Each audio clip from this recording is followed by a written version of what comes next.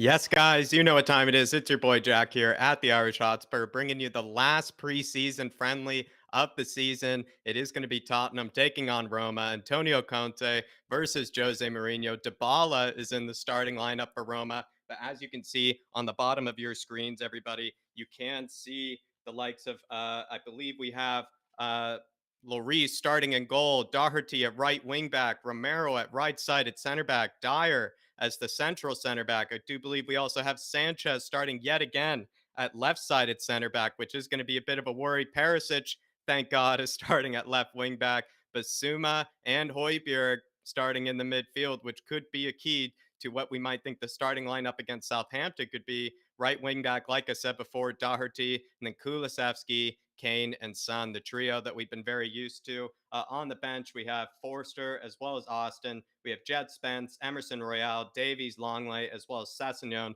as the available defenders. We also have Harvey White, Papa Matasar, and Bentancur as the available midfielders to come on. And then, in terms of we wanted to make any attacking changes for this game, any attacking rotation, we could put on Lucas, Hill Messi, or Richarlison. But everybody, while you're in here, do smash that like button. As it says, pinned in the chat, we do have the timer up at the top of your screen. We also have the lineup scrolling at the bottom of it. But let me know what you think of these lineups, everybody. I'm about to go to the chat here and see what you guys have to say here. I am a bit interested in seeing Sanchez at left sided center back yet again because it feels like, we know what we're getting there and it seems to be mistakes. And Sanchez doesn't look very comfortable there yet. It seems like Conte is going to continue to persist with it. But let's see what the Harris Army has to say here. We have Welsh Gal in the building saying, "Big up, lads. Let's do this. Come on, you Spurs. Big up, Welsh Gal. Hope you're keeping well." Old Soul saying, "A nice evening fare courtesy of Lady Old Soul. Roasted garlic bruschetta,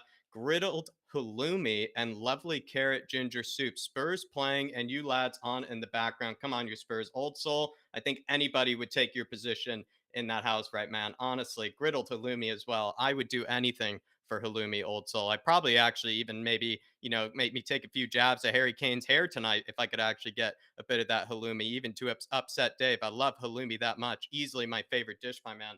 Big up, Old Soul. Good to see you as well. Mark in the chat saying Sanchez instead of Longley's definitely going to be a talking point. Big up, Daniel. Good to see you, King Huddle, saying bloody hell, that has made me hungry. I know, dude, especially the bruschetta, the halloumi, ridiculous. Davinson in the chat. Hopefully you play well at left-sided center back tonight, my man. I know you play better at right-sided center back, but we're going to need you to do a job today. Goku in the chat. Good to see you.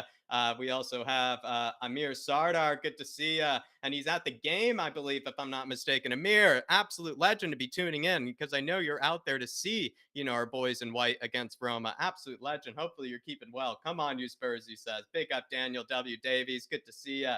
We also have Anthony Gray. Hopefully he's keeping well, but I'll figure out how to watch at the same time. Yeah, it's a tough one. I would say if you have Spurs play, you can do that. I think it's also on ESPN if you're able to use that as well, Anthony, if you are in the USA. Paramount Plus in the States, says Ian. I think Paramount Plus or ESPN. Plenty of ways to find it. Plenty of ways. Mac080 saying Conte sending messages to Levy by playing Sanchez at left sided center back. Perhaps, he doesn't rate Longley yet. Maybe he needs Longley to embed into the squad. I'm not really sure what's going on here, everybody. It is a bit concerning to see Sanchez playing every single preseason game so far at left sided center back. It is a bit of a worry. 3-5-2 formation. No, I'm pretty sure it's going to be a 3-4-3 unless I'm mistaken here. Unless I'm mistaken.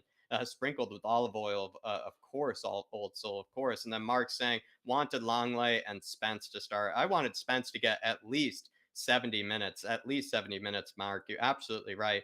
Jose just going to sit back, we think, says Spurs 89. You know what? It could be a very kind of cagey match between these teams. Two teams that do like to sit back, two teams that are, maybe a bit, kind of defensive, kind of first, maybe more than attacking. I feel like Conte, though, is definitely has a bit more attacking, kind of power and a bit more kind of attacking might up his sleeve. But these, guys, they do like their defensive football. So it could be, a bit of a, a feisty, but as well as a bit of a cagey match, if you know what I mean by that. Big up, Derek. Good to see you, Michael Rogers, as well. It is going to be a cracking game. Good to see Dermot as well. And then lastly, Daniel Larson saying Nunez just scored. Yes, he did, my man. But hopefully all is well, everybody. But again, we do have the lineups at the bottom of your screen.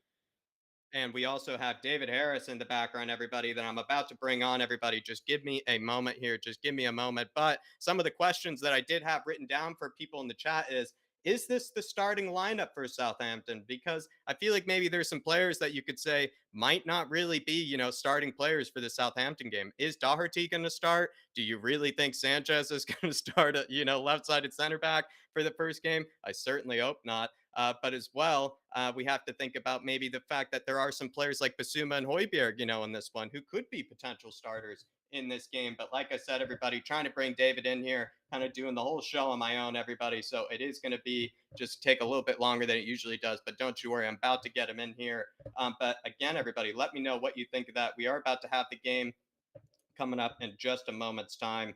But again, like I said, Dybala also starting, I believe, as well in this one, which could be interesting. They're going to be showing off their new signing, which could be, a bit of a feisty one. Maybe Dybala is going to have to prove something for this one. Just bear with me a moment here, everybody. I think I'm about to get him in here.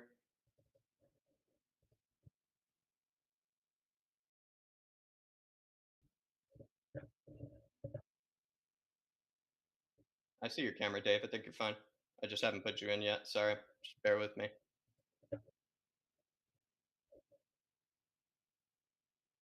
And yet, sorry, Dave. There we go. I think I'm about to put him in here. Let's see if he's in. He's in there. There he is. There you go. Get in, David Harris. You're in the show. Sorry about the delay, everybody.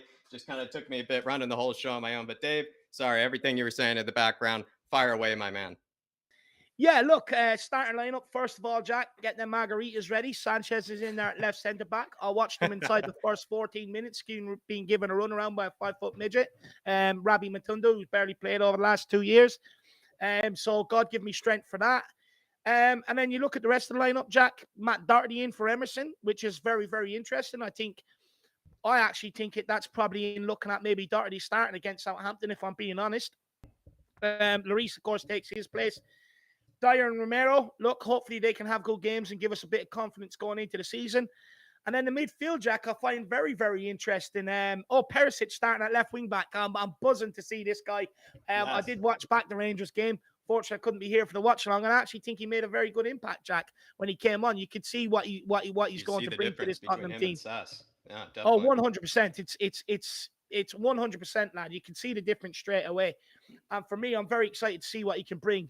And then you look into midfield, Højbjerg, Pierre-Emile Brickhouse, and Bemusa, Jack. I mean, it's going to be absolutely. It's not going to be nice to play against. Is that the starting midfield pairing for Southampton, Dave? Your thoughts? Could that be the starting midfield pairing? I don't know. I have a sneaky suspicion he'll go with Basuma and Bentancur. I think he doesn't need to see any more of Bentancur. He's ready for this season. We've seen him railroad people in midfield, just steamroll over them. What I will say is, I think the reason why he's picked these two is because we haven't seen much of Basuma, but Højbjerg has been bad this preseason, and I reckon it's between them who starts with Bentancur next week. But even if they do start next week, Jack, it's not going to be a nice midfield to play against whatsoever. You got Basuma who can run, tackle, harry, strong on the ball, can run with the ball, has a good shot and a pass in him, and Højbjerg, who's just a workhorse, Jacko. Yeah, I'm actually interested in this midfield pairing because when you do look at it, Basuma, I have the confidence in him that he can actually venture further forward, probably better than the rest of our midfielders. I know Bentancur, Dave, he's saucy under pressure. He has, the tight, kind of liquid skills, when people try to, press him. But he's not really someone that I think if, maybe found, a bit outside the 18-yard box, you really think he's going to score, or anything.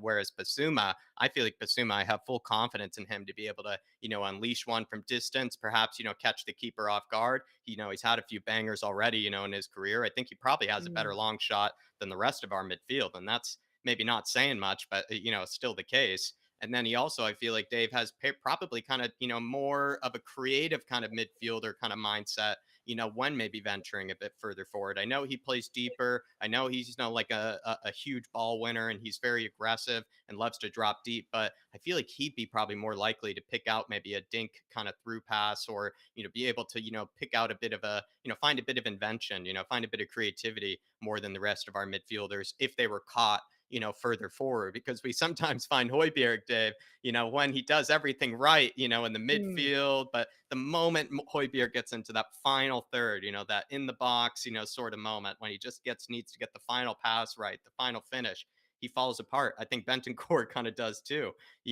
as well, where I'm actually confident that Basuma might be that one that, could actually be a bit more lethal in the final third.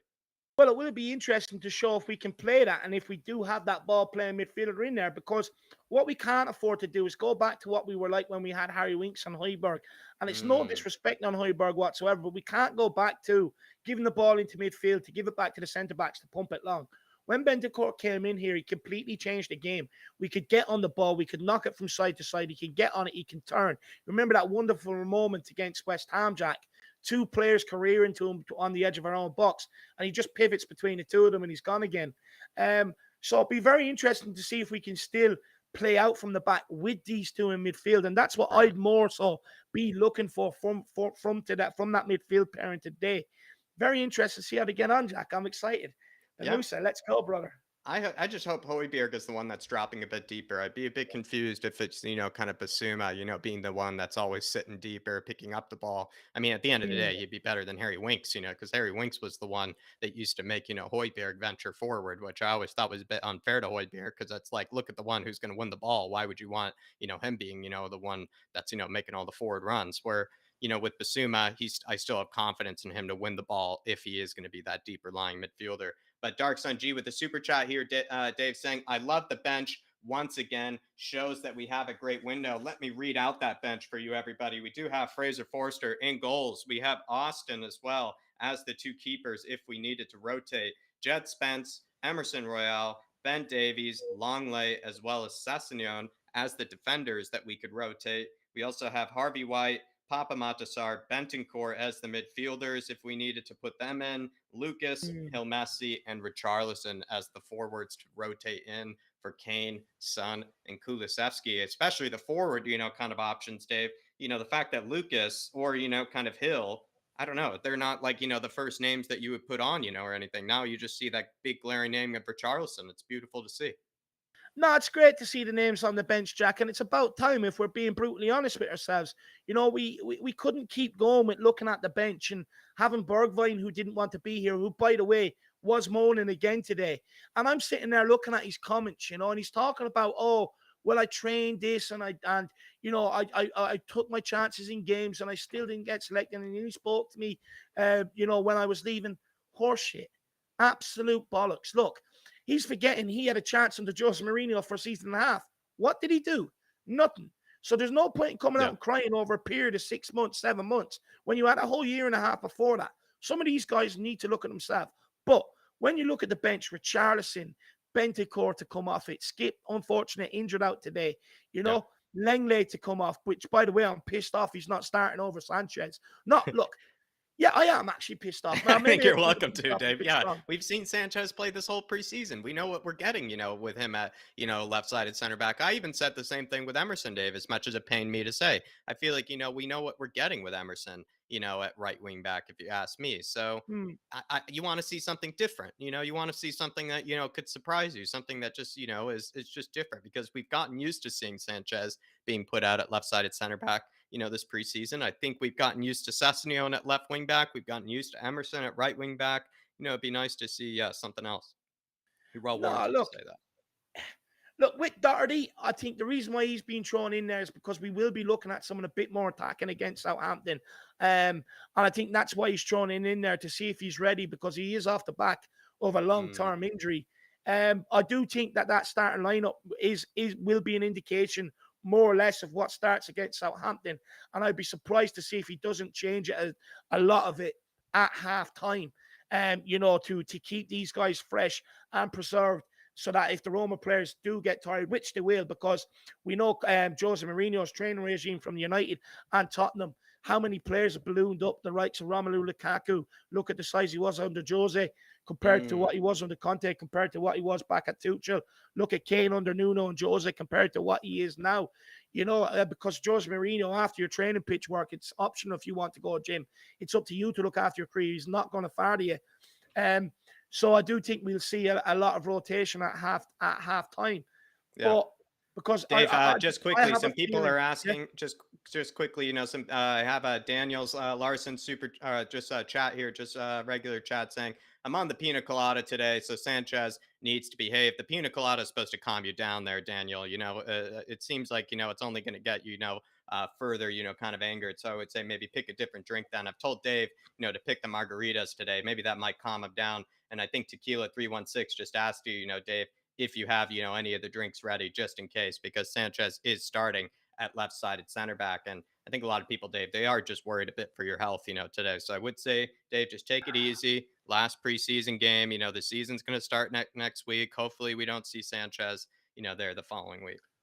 I'll be honest, people would have loved to see my reaction sitting there watching the Rangers game on my own after 14 minutes and what was it, 54 seconds when Sanchez got done twice. They would have loved to have seen it, Jack. I mean, I was off my chair. I was like, I just gone mad. And look, hopefully now we like with Roden going out, Tanganga potentially going out, we will actually fix that position.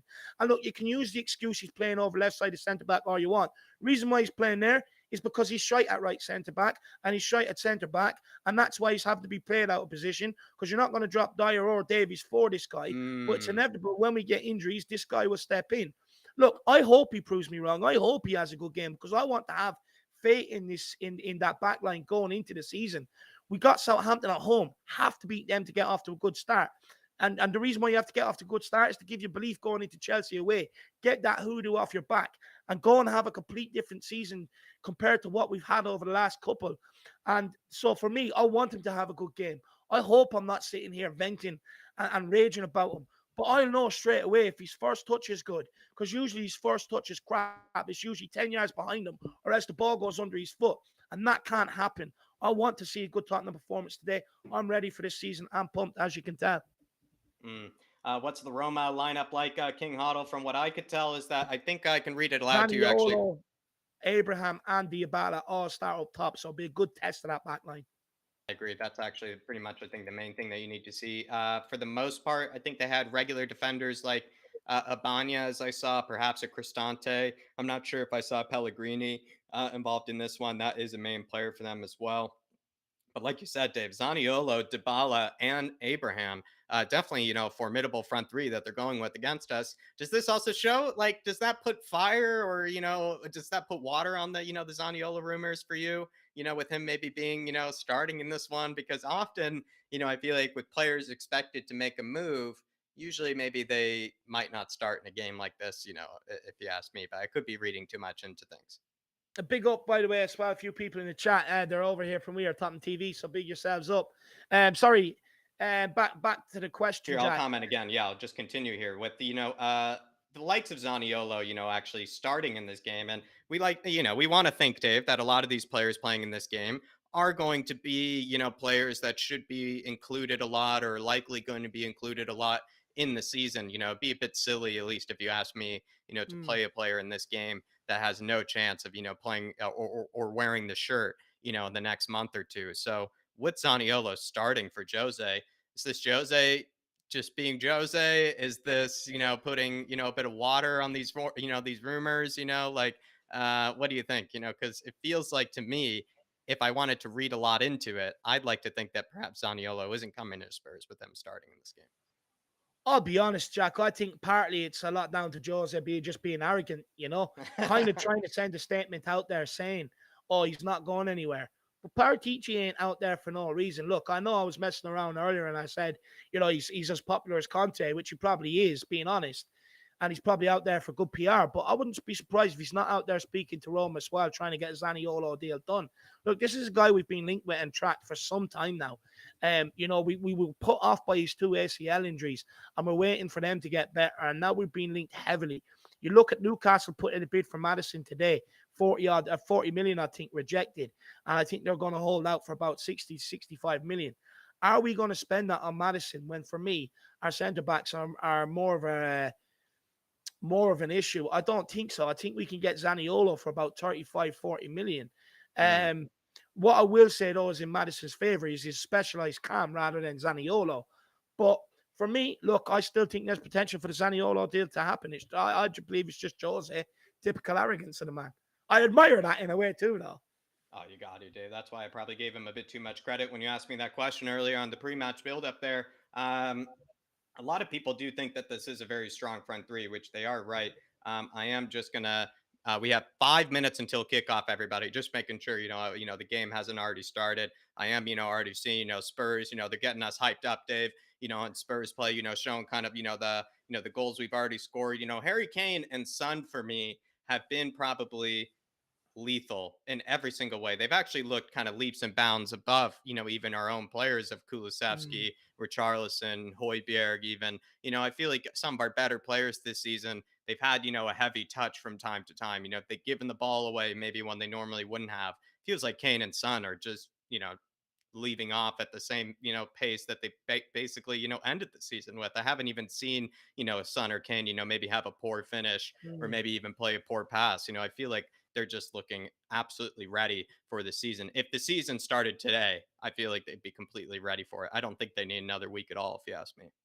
Nah, look, I don't think so either. Look, Conte's been absolutely drilling them. You seen the running they were doing out in Korea in preseason. Kane getting sick, Sonny, collapsing after it. You seen the mini game after mini game after mini game, and believe me, it's not easy to do. Without having a breather or a bit of water or whatever else. And he's completely changed the diet of all the players. So they were naturally a lot of them were coming back to preseason still more or less on the same levels they were Mm, at last season. And you look at Harry Kane, I mean, Jack, he's the best I've ever seen him in preseason. He's mm, looking mean, he's looking refreshed, he's got a smile on his face. It doesn't look like anything's bother him. He's striking the ball beautifully. Sonny's buyout off the back. I loved his comments during the preseason about, people asking him if he's world class, and basically he replied going, well, if I was world class, he wouldn't even ask me that question. So he's going to come back this season raring. You look at the midfield, Bentancur, he's really excited me this preseason. And today we get to look who his partner is going to be. So there's a lot to be excited about heading into this season. And like we were talking about earlier on as well, Jack, I think the mentality's changed. And I know people are going to laugh at me, but I'm serious. mm. I want to win this Tech Cup. I wanted to win the Water Till Cup, which I was delighted about. Had a little bit of a trophy parade around my parents' house when we won that. And then, I want to win the Tech Cup as well, Jack, because, getting into the habit of winning trophies doesn't matter how big or how small, Yeah. gets you into the habit of winning them during the season. When you're sitting there and you're not taking these preseason stuff seriously, when trophies are on the line, then expect that to happen in the season. So for me, it's about getting in the habit of winning, and I want to see that today. And I know people are going to say it's only preseason weeks. As Tottenham team might pull back a little because the season Mm. starts next week. I don't care. I want to win these trophies, get them in the cabinet, get my suit out, because then it gives me a feeling that we're going to be winning these trophies and taking them seriously when the season comes around. I'm not just looking for another top four finish. I mean, even the way that Conte is handling preseason shows that, he takes preseason quite seriously. I think, yeah, I know people like to think that, it's just for, the guys to stretch their legs, all that sort of kind of mantra. But maybe, with other coaches, maybe with different managers, just teams that really are trying to push for something and also maybe pushing for something that they haven't in a long time. In our case, we're trying to really change the culture of this football club, especially when it comes to winning, especially when it comes to challenging for things here. And, when you really look at it that sort of way, like, maybe we do need to start taking preseason a bit more seriously. Yeah. Maybe we do need to, kind of realize that it does start, from the first day. It does start, from the first training session and, not like act like things will just somehow kind of like end up in our lap and we'll just, somehow just find, a trophy, just thrown at us, at some situation. I don't know And what I'm look, trying to say, but it no, just Jack, feels like maybe if we need to change the culture of this club, we need to take preseason a bit more seriously as, as at the players do, the coaches do, etc. no, and I agree with that, Jack. Sorry, I'm just having a cigarette before the game starts. I've been going for the last 3 hours. Um, no, I agree with you, Jack. Look, at the end of the day, yes, preseason is used a lot for fitness and maybe some tactical things you want to try out. And look, Philip did produce that great start earlier on in 2008, where we played 5 games, won them all, and then went into the season and had a shocker and had to sack one day Ramos. But Mm. for me, also, it could tell you a lot also of the psyche of the players heading into the season. Are they coming back to give their all, or are they coming back just easing themselves into it? And what you don't want is the players coming back easing themselves into it. You want them coming back fit, firing, and the reason why I say that is because that shows me them players have goals and targets they want to reach this season. And with Definitely. with them in mind, you get hardworking players who will do anything win, and then that breeds winning, and then that breeds success. Absolutely. We're about to kick off here, everybody. So do get synced up with us if you can. There is probably a bit of a delay, as always, because we're putting out the feed, into YouTube, which means there's a slight delay. But do sync up with us if you can, everybody. We do have the timer. We do have the lineups on the screen for you guys, just to help you help yourselves out. But we have Tammy Abraham waiting for him to kick off. Basuma looking ready. Paulo Dybala, the new signing. Suba's always ready, Jack. Referee having a laugh with Harry Kane. He's got a lovely tan, doesn't he, Jack? He's got a lovely tan. You can't deny that. I know you've been a big critic of his haircut this summer, and I'm not the biggest fan, but he's got a lovely tan, Jack.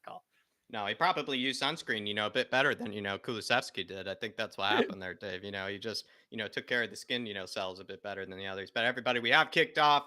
Let me know if the timer is going, everybody. Hopefully it's working on your screens for you. Actually, I do need to redo it because it just seems to time out, but I will get back to you for it. Also, just Oh no. Yeah, we need to redo the timer. Technical difficulties in the beginning. All good. It's all good. Jack's learning a new system today, guys. So No, just crapped bear out with on us. me last minute. I'll redo it here, everybody. Don't you worry, I'll redo it. Just crapped Oh, out look on at me. that. 30s after missing out straight away. Roma are in. Oh It's above no. the edge of the box. No, No. Abraham. No, get it clear. No. Oh, what a save from Oh Jesus my Christ. lord. Dave. What's going on there? Already. That's absolutely shocking. Look how dirty overstretched for that pass. It's way caught out. Ball comes across. He strikes it. Good block by Davinson Sanchez. Give him credit where it's true. Then it's saved by Hugo Lloris from 4 yards out, and it's gone out for, I think it's a corner kick. What a save by Hugo. Makes up for that free kick that the K-League 11 scored. It's the Roma corner kick coming in. It's cleared. It's just too long. It's a nice stadium they're playing in today. And it's gone out wide again. No, it's a free kick out to Tottenham. Dybala offside, I think. Jesus, that was nervy moment straight off. And now do people understand why I keep talking about this defense? Not what you like to see, Dave, in the first moments. Absolutely not. No, it's absolute horrible. All right, scoreboard fixed, everybody. There you are. Steyer taking 10 touches on the ball. Gone out to Romero. 1 touch, 2 touch. Look at that. Straight into midfield, into Højbjerg. Back to Eric Dyer. Eric Dyer on the ball now. Calms it down a little. Back out to Romero.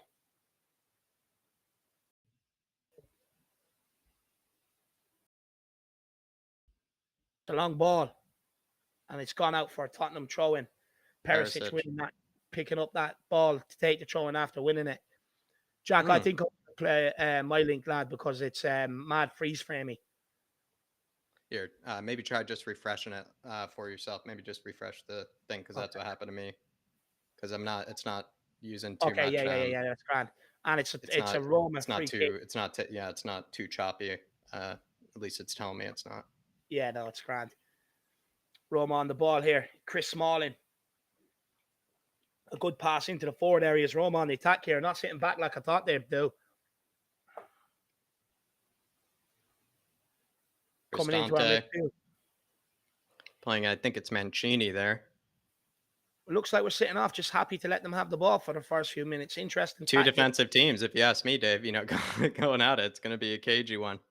To be fair, it is something we've seen from Conte and, a lot of last season where we kind of sit off for the first 10 minutes, look like we're under the cosh and then catch them on the counter. So it'll be interesting to see if that is the tactic today, to draw them out and catch them quickly on the counter.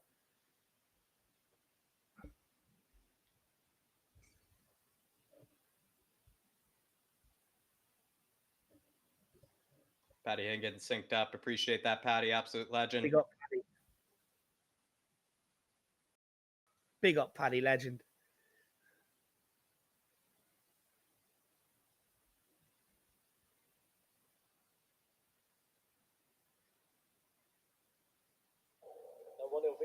Car store. My bad. All good, all good. It's Rome on the ball. It's a big switch out. Romero shoving over Zaniolo. It's what you love to see. On. Yeah, it's not. He's gone down way too easy. He barely touched him. Honestly, the guy would go down in the wind at the beach. He's fucking ridiculous. Buy him though. Like, I could do with some of that shit. However, that guy. We could use another Richarlison, yeah, Dave. I could do with some of that, Jacko.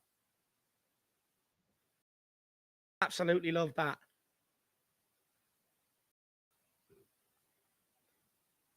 Perisic. He's looking good. I love the curls he has on top of his head. He's got a haircut like 18-year-olds have Oh, around there. the ball. Doherty. Go on, son. Lovely. Find Harry. Harry slips through. Kulu. Sonny. What play by Doherty, but he's way off. Good ball across by Kulu. Sonny just couldn't get on the end of it. Doherty was way off there, Jacko. I was just he was way off. He's about 10 miles outside. I love to see it, though. Linesman must have been out with the Tottenham team last night. Must have spent too long on the beach like Ben and Sim did. He's a bit sun-tired. Oh, quality. Ball into Harry. Or Kulu. Kulu showing the strength here. Oh, lovely, sir.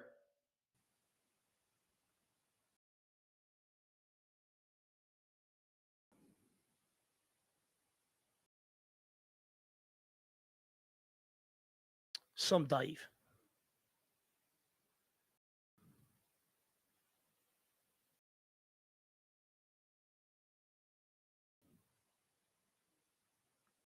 Roma trying to play out of their half.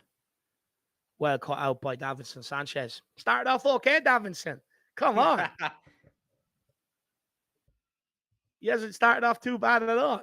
Nice block in the box and pressing up nice and high. That's all we can ask for Davinson. All you can ask for, Dave, exactly.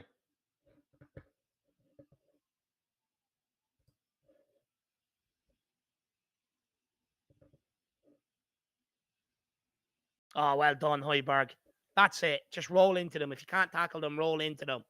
By all means necessary. That's what we love to see. Roma building up here down the back. They're so defensive, they're going to go backwards. Good pressure by Perisic. Come on, Harry, get on the bike. Come on. Go on, son. That's it. That's it, Kulu. That's what we're talking about. Now, Doherty, you go. Højbjerg, this is great pressing. Lovely synchronized there, pressing that. Roma do break out here down on the right-hand side. It's a ball towards the back post. Oh, Romero. Romero. Lloris probably maybe didn't call for that, I'm guessing. Or else Romero just ignored him, but miscommunication there. But at least Romero dealt with it. I'd rather him deal with it than leave it.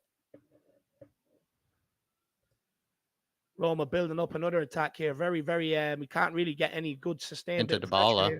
Or Dybala taken down by Basuma here. Diving little twat. Get up. Yeah. Rolling around. Look at him. What's he gone down for? What did he do? Breathe on him.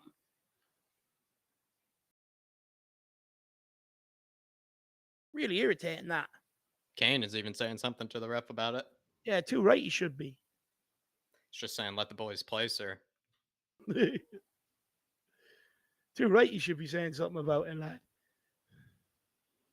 It's a good free kick, though. It's very central. Pellegrini behind it. Yeah, Pellegrini. He's a good player, that guy. I like him. Let's see what he can do. Can he crack one in? Of course, Hugo Lloris didn't make it, against a K-League 11, one crept in. You better be ready for this. Dybala and Pellegrini standing over it. Come on, Richard, referee, let him on with it, idiot. Look at him looking for some airtime. Get out the way.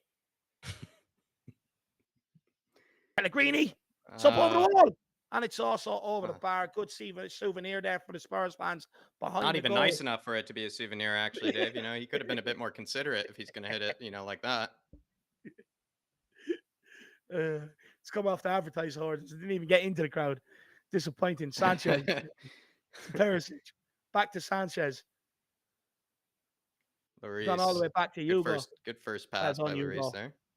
Romero got a little bit lucky there. Back pass by Kulu made, I believe whoever that was, have to play first time, and it gets intercepted by Roma. Cristante on the ball. I have to say, Jack, I don't know about you, but I think we are missing Bentancur, someone that can get on that ball and take control of it for us. Yeah, maybe we just need Basuma to get into the game here. Here he is. He's trying to do that. Oh, my God. That's oh, no. We're just It's just playing. We don't have that player that can play that progressive pass. We're already being I just punished. think it seems like we're a bit nervous here, Dave. That's all it is. It seems like we're a bit nervous to me. Oh, we've got to get Bentancur. Hopefully they can pick up this half, but so far we are missing Bentancur. It's not good. Neil Shafton Oh, says, what a tackle! What a tackle! Crunched them. Sonny, Oh, Sonny. oh, Oh, first just time overhit for pass. Harry. Yeah. That was a good tackle. That was a cruncher. That was an absolute cruncher. Neil Shafton says they look like those reflective things you put on your kids so they are seen at the night for safety. I'll be honest, I'd almost say it's nearly child cruelty putting your kid in that, to be honest, in that kit. Sean Brown says, what time are we in the match? I want to sync up with the stream. Big up, Shawnee boy. We are at 10 minutes and 14, 15, 16 seconds, my man. Roma just building another attack here. We've got to try and get on the ball and take this pressure off us. Just dropping that extra man into midfield, passing it across us. Look at us. We're just standing there. Happy, look. Happy to let them pass it around us. It's ball out wide. He's going to get it out when he put it in. No, it's too, obviously Jose football. What was I thinking? It's like I had a few brownies there for a minute, Jack.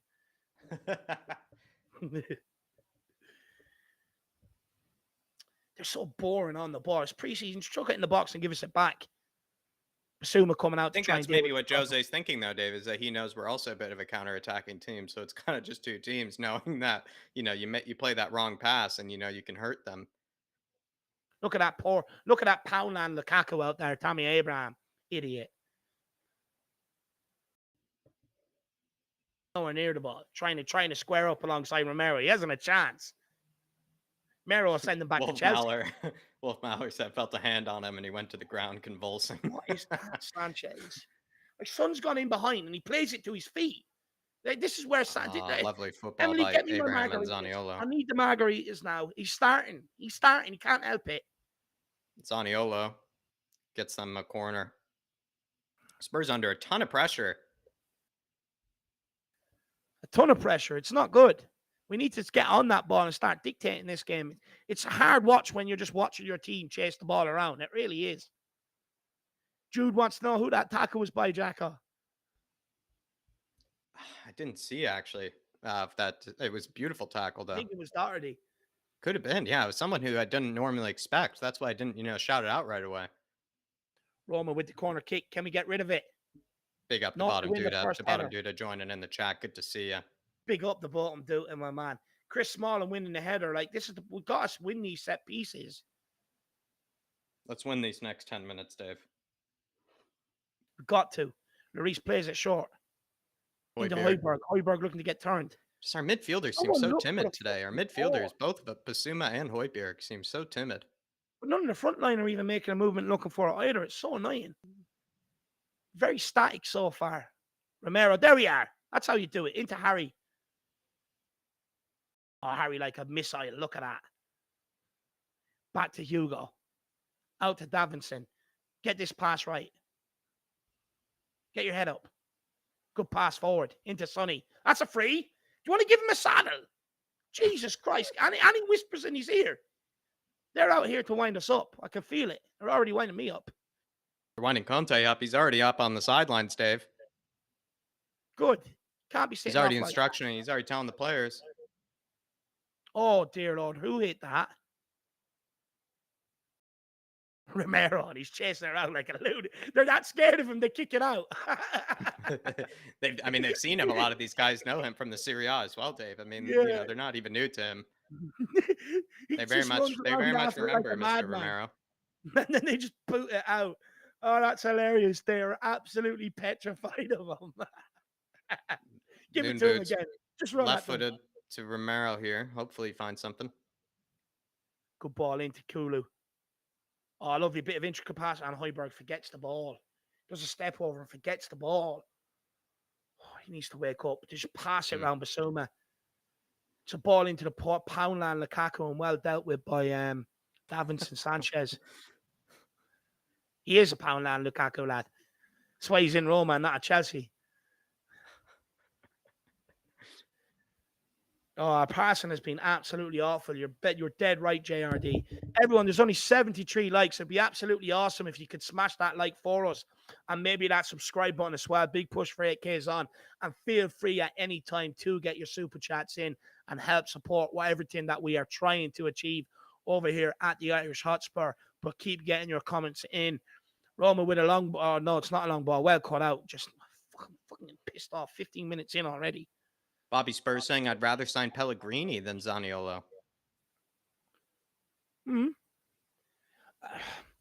With Pellegrini, though, he's very similar to what we already have options wise, no, like that deeper midfielder. Hmm. But I do like Pellegrini, I must admit that. If this game goes on like this for 90 minutes, going to have to redeem it on FIFA Weekend League later on in Ultimate Team. Got a beast of a team, by the way, everyone out there. It's all Spurs players, past and present. I've got David Ginola, Luka Modric, Kyle Walker, Vertonghen, Romero, Hugo Lloris, plays it out. Kane, Keane. Unreal. For some reason I can really hear myself.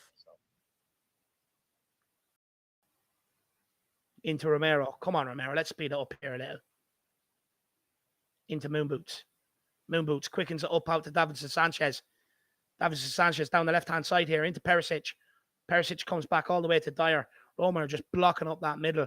It's one of these low block teams, Jack. You know, we were saying earlier on the pre-match build-up would be interesting to see how we get on. Can we break down this with some of the signings we built, teams that are going to play like this against us this season?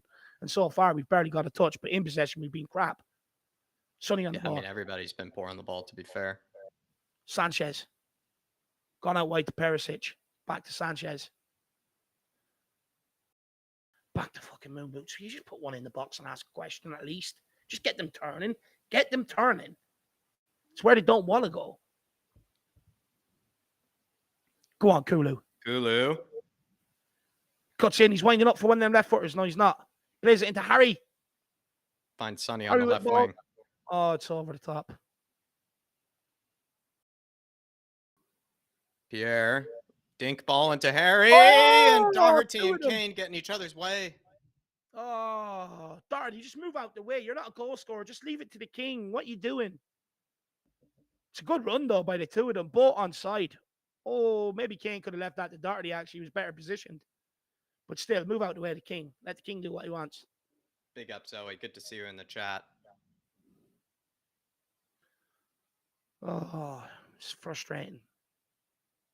Really frustrating. But that's better, though. That's much better from this Tottenham team. That's it. A throw in deep in their half. Let's go, boys. Sit down, Roma fans. You're insignificant in my life. Pierre. Højbjerg, look at that. Lovely control and volley. Look at that. Beautiful. Into Rocket Boots. Out to Romero. Come on, Romero. Drive forward, son. Drive at them. Pass. Oh, good ball into Kane. Poor touch off the Kulu. Probably could have took that on himself, Kane. And now we're just going to let them have the ball again and sit back. Cristante on the ball. He's been running the show for them. I'll be honest, I actually can't wait for the season to start to see games played at a proper pace. It is starting to get frustrating now seeing it played at this pace. Chris Smalling. A lot of people are saying Pierre's looking a bit underwhelming in this half. I have to agree. Yeah. Although he did have a lovely chest down and volley there a minute ago. Yeah, that's fair. But he has been awful. We need to get, they just need to get Bissouma, on the ball. I mean, Dave, what has Bissouma even done? I mean, the guy who we know should be walking into this team. Need to see him do a bit more. There we go. Oh, there we are, Jack. Lovely. There we are. He answers you. The commentator's blessing, not the commentator's curse there. Keep questioning them, Jack. That's what we need. He just picks up the ball, dances between two of them, and wins a free kick. But I agree, Jack. He's been underwhelming so far in the first 18 minutes as well. Barely touched the ball. None of them are really showing for the defenders either, though, which is annoying me. There we are. Get out. Get out. Yeah, exactly. Get out there quick, Dyer. You don't need 10 touches. Well done. Let's go, Darty. Drive. Look at the space. It's gone into Højbjerg. Back to Moon Boots. All the way out to Bissouma. What can we do? Out to Perisic. Back to Davinson. All right. Cross. Good time for Moon Boots to pick out a pass here. All right. Finds Romero. All right, I guess we're doing the same thing Roma are. We're just killing each other with the metronome sort of, passing. It's just passing from left to right across the back line. It's fucking irritating. Someone Sanchez just with a do bit of a something and heavy go touch forward. there. Like, this is the problem in these games. You Finds need someone to get on the Hoiberg. ball, take 2 players out of the game and run at them. I just need Basuma to be doing more of that, Dave. If you ask me, I feel like Basuma's just getting rid of it too much too quickly. I think I'd rather Basuma be dwelling on the ball than anybody else. Like, get on the Here ball he and is, run at them. It's Basuma. what we bought you for. Please, you even have Sanchez even for a good pass there if you want, but maybe that's too risky. Finds Basuma again. Basuma. Hoiberg. Sanchez, bit of an overlap. Finds Pierre.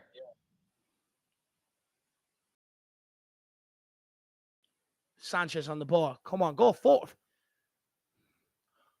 I'm getting pissed off now. Someone actually just needs to get on the ball, Jack. This is the last 5 minutes we've been going. Sanchez, Dyer, Romero, Doherty, back to Dyer, Sanchez, Basuma. Someone get on the fucking ball and take somebody on. Jesus Christ. I'm sick of this now already. Show me what you're capable of against teams like this. And I know it's only preseason, but we're going to be playing teams like this in the season. Someone has to show a bit of bollocks.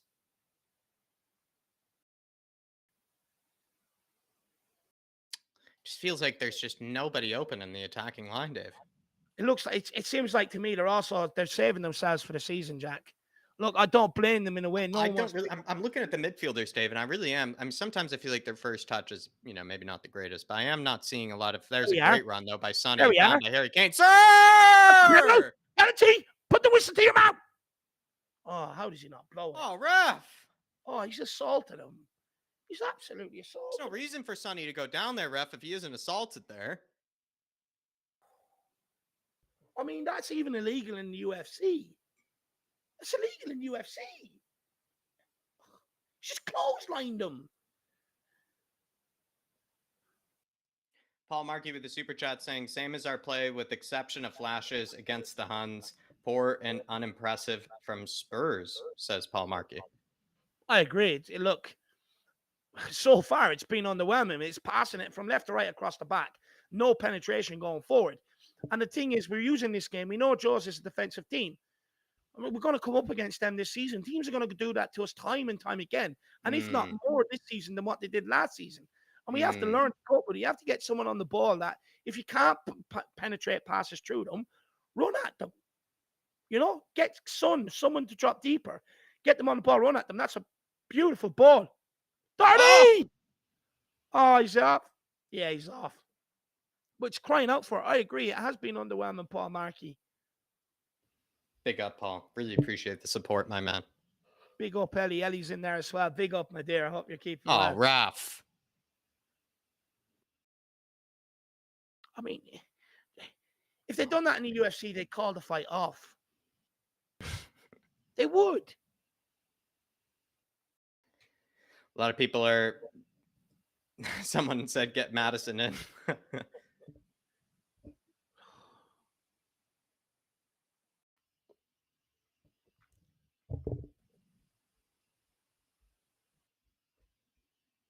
Oh, it's frustrating as hell.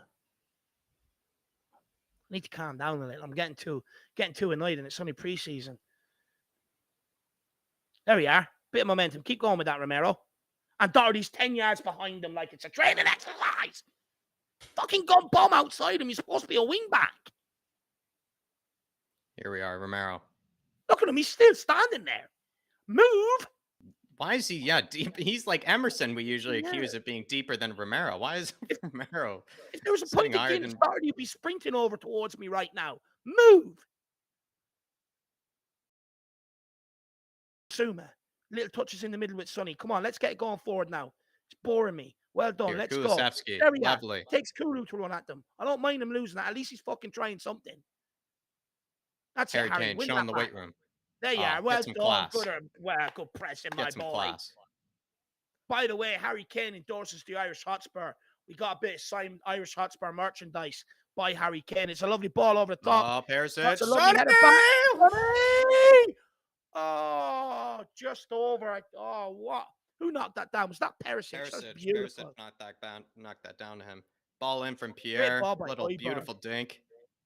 Sonny first Perisic, time. Sonny, Good oh, technique though. Good just technique. couldn't keep it down. But that's better. That's better. You know, get them players running behind, get the balls played in behind even. It's what we want to see. Get them turned. They're crap when they get turned. I remember watching when Europa Conference League final. I know they won it, but anytime the ball got in behind them or they run at, they were all over the shop. Mm.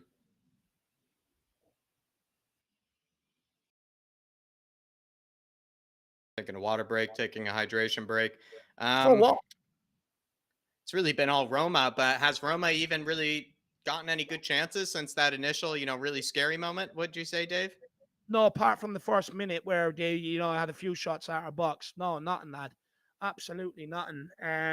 Which is good to see. But look, I don't care about Roma. Look. Actually, sorry, the corner into the box as well. They got their header from. But someone needs to be more expansive with the passing, right? There's not like it shows the lack of quality passers we have from that back line. Sanchez, we cannot pass it in behind for runners going in behind. Dyer cannot do it. Mm. Romero can do it, is not doing it. Doherty isn't capable of doing it. Then it's going into Basuma, not capable of doing it so far. Someone has to get on that ball and fucking get it in behind. Yeah, we do. We might need a cam, but we still don't need it as bad as we need a centre back or get Langley in there. Have Romero and Langley both getting on the balls, push Perisic and Doherty up high. That's where we're getting the success with their runs in behind. And stop this 5 yard, 10 yard passing side to side. Yeah.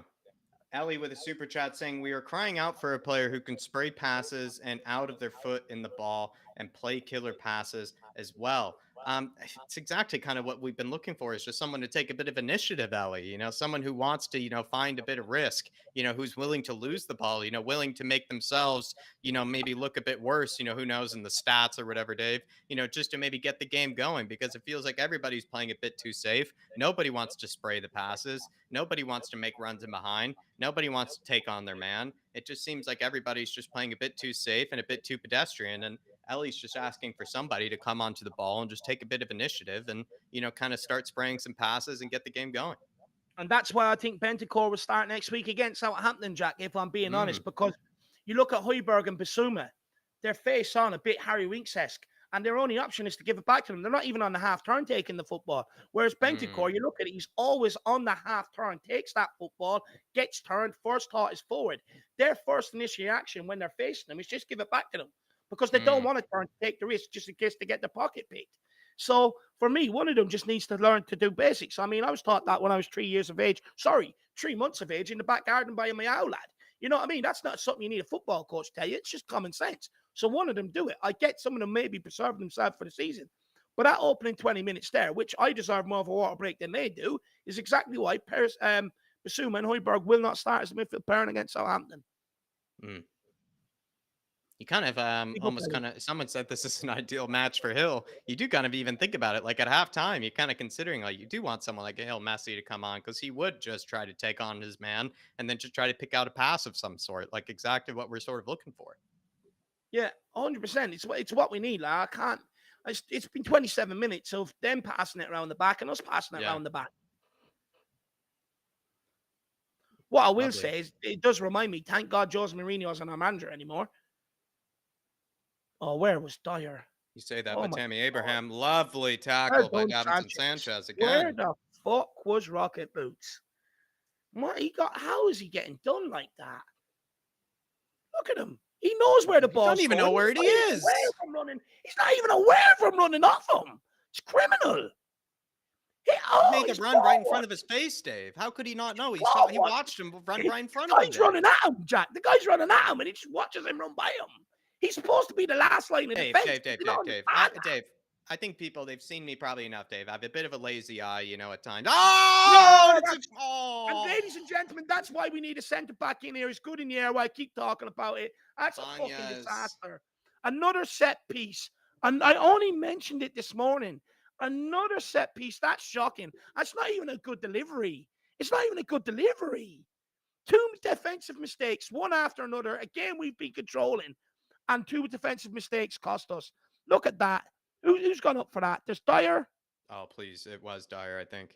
Oh my God, take him off. That's two It's mistakes in Moon a minute. Boots. Lord, Moon Boots is so susceptible in the air. It's Moon Boots and Dyer and Perisic. Doherty. Moon Boots and Perisic and Doherty by the looks of it. That's shocking. That is absolutely shocking. I'm not going to blame Perisic there. It's Moon Boots. He's always when it comes to these sort of goals, Dave. These type of goals. When it comes to anything that's won That's a from a set bloody piece, mistake. it's just I'm we're sorry, but so now susceptible. We're so just watching susceptible to that, set pieces. like, Jack, how can we be controlling the game in the aspect of passing it from left to right, but we've controlled the game. And one like Dyer watches Abraham run at him and in behind him, and still stands there watching the ball like an idiot, and then fails to get off the ground to go and win it. Like if you make up that mistake and Sanchez has bailed you out, the first thing in your head should be, I'm going to clear this corner to make up and atone for my error. And he's rooted to the ground. Hopefully, people understand now why we need a fucking defender in here, someone that's just going to go and attack the ball. It's not hard. There's tons of them in Sunday League. Tons of them. Pick up, Darren. Hopefully you're keeping well, my man. Tons of them. I'm going to keep barking it until I get one. It's not good enough. That's poor. That's lazy. I mean, you don't even care at this stage, if Milenkovic, is, poor on the ball, if he were to come in, Dave, because at least, he'd probably win that header. That's just absolutely shocking. How He's can one of you the make one guys, Dave. mistake We and not actually be the just one to need watch someone. someone We just rectify need it? someone when it comes to the air, Dave. When it comes to these aerial challenges, these aerial duels, we just need someone that just, in their head, see ball, win ball. And And it's I don't something want to that hear any feels like more of this. Dyer really lacks, when it comes to, set pieces. He seems to be just so hesitant, where he doesn't think he needs to jump as high as he really does. It just feels like he's not even always giving his full effort when it comes to some certain aerial challenges. No, he's not. And I don't want to hear any more of this. Oh, they had a good 14 games towards the end of the season. I keep telling people this. The season is 38 games plus. With all the cups win, it's probably 50 games plus. And that's my problem. Well and good 14 games, but what about the other games? I'm just expected to sit there and watch us concede. No, bollocks. We have not kept one clean sheet all preseason. People are having a wool pulled over their eyes thinking, oh, well, Sanchez had 3 good games at the end of the season. 3 out of 38. 3 out of Sonny, 38. Oh, Dyer had a good season, but don't want to look at the Brighton game where he cost us. You know what I mean? And other games. Ronaldo, where he dropped off. West Ham. There's loads of games where he's conceded goals from his errors.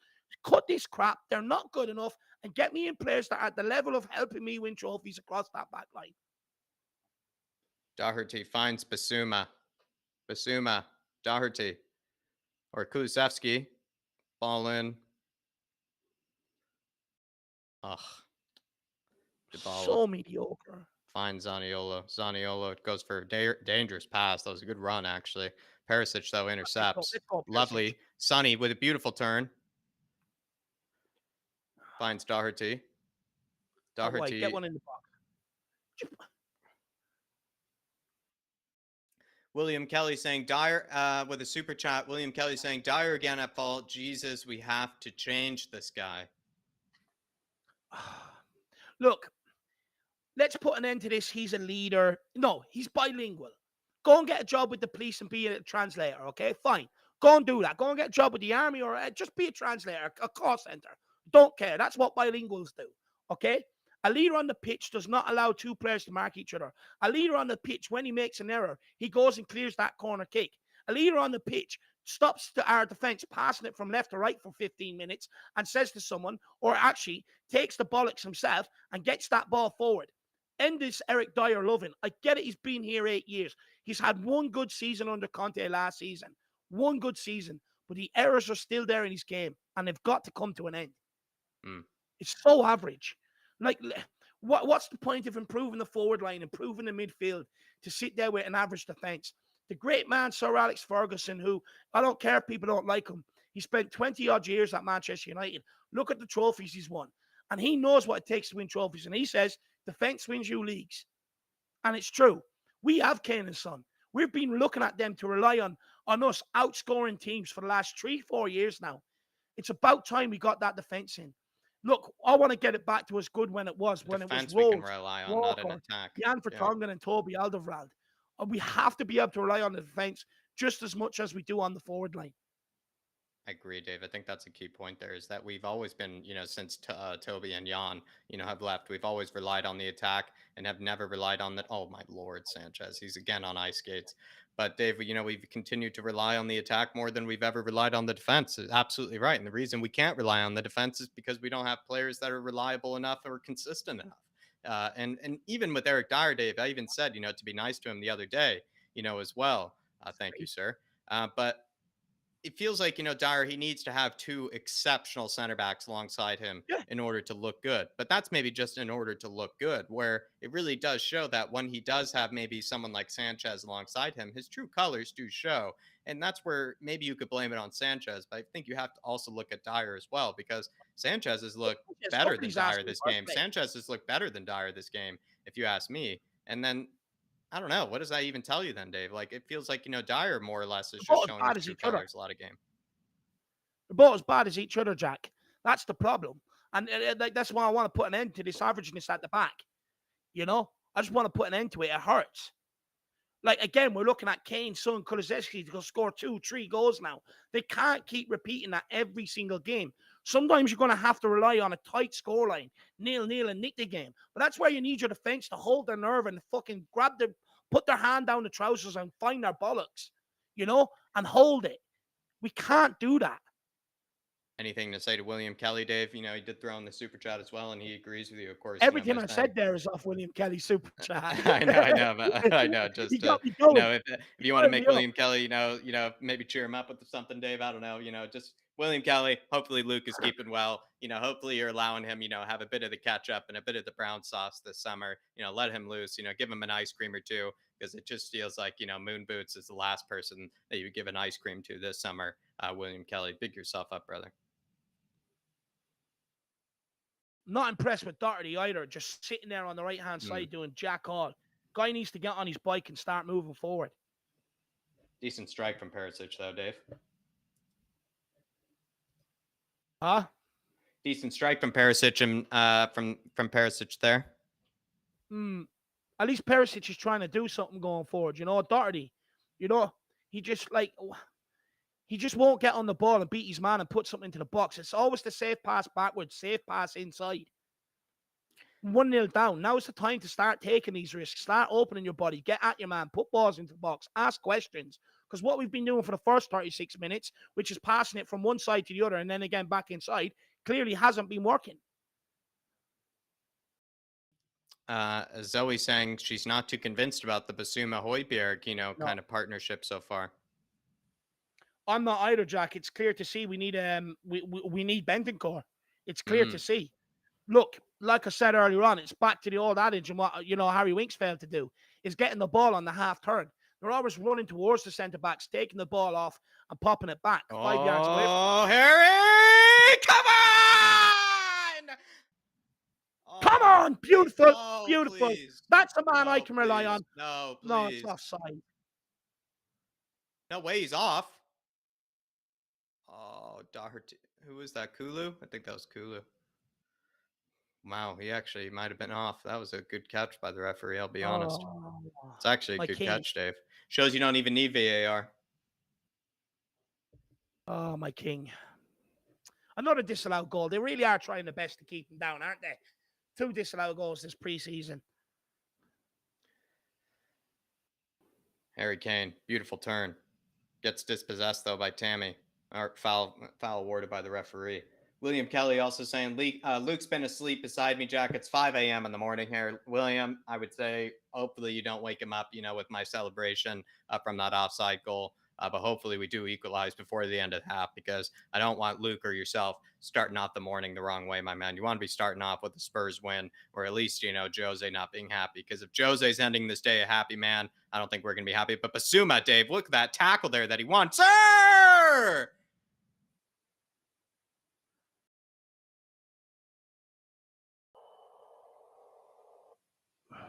Oh, it's getting a bit. The Roma players surrounding the referee there. Yeah, what are they crying for? Basuma Maybe. can do what he wants. They need to understand that.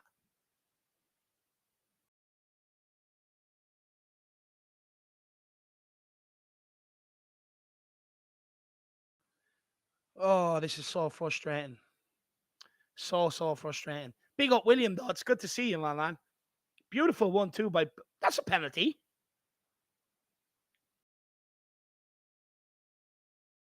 Oh, Basuma putting a cheeky head into Mancini, Jacko. Oh, absolutely. That was naughty.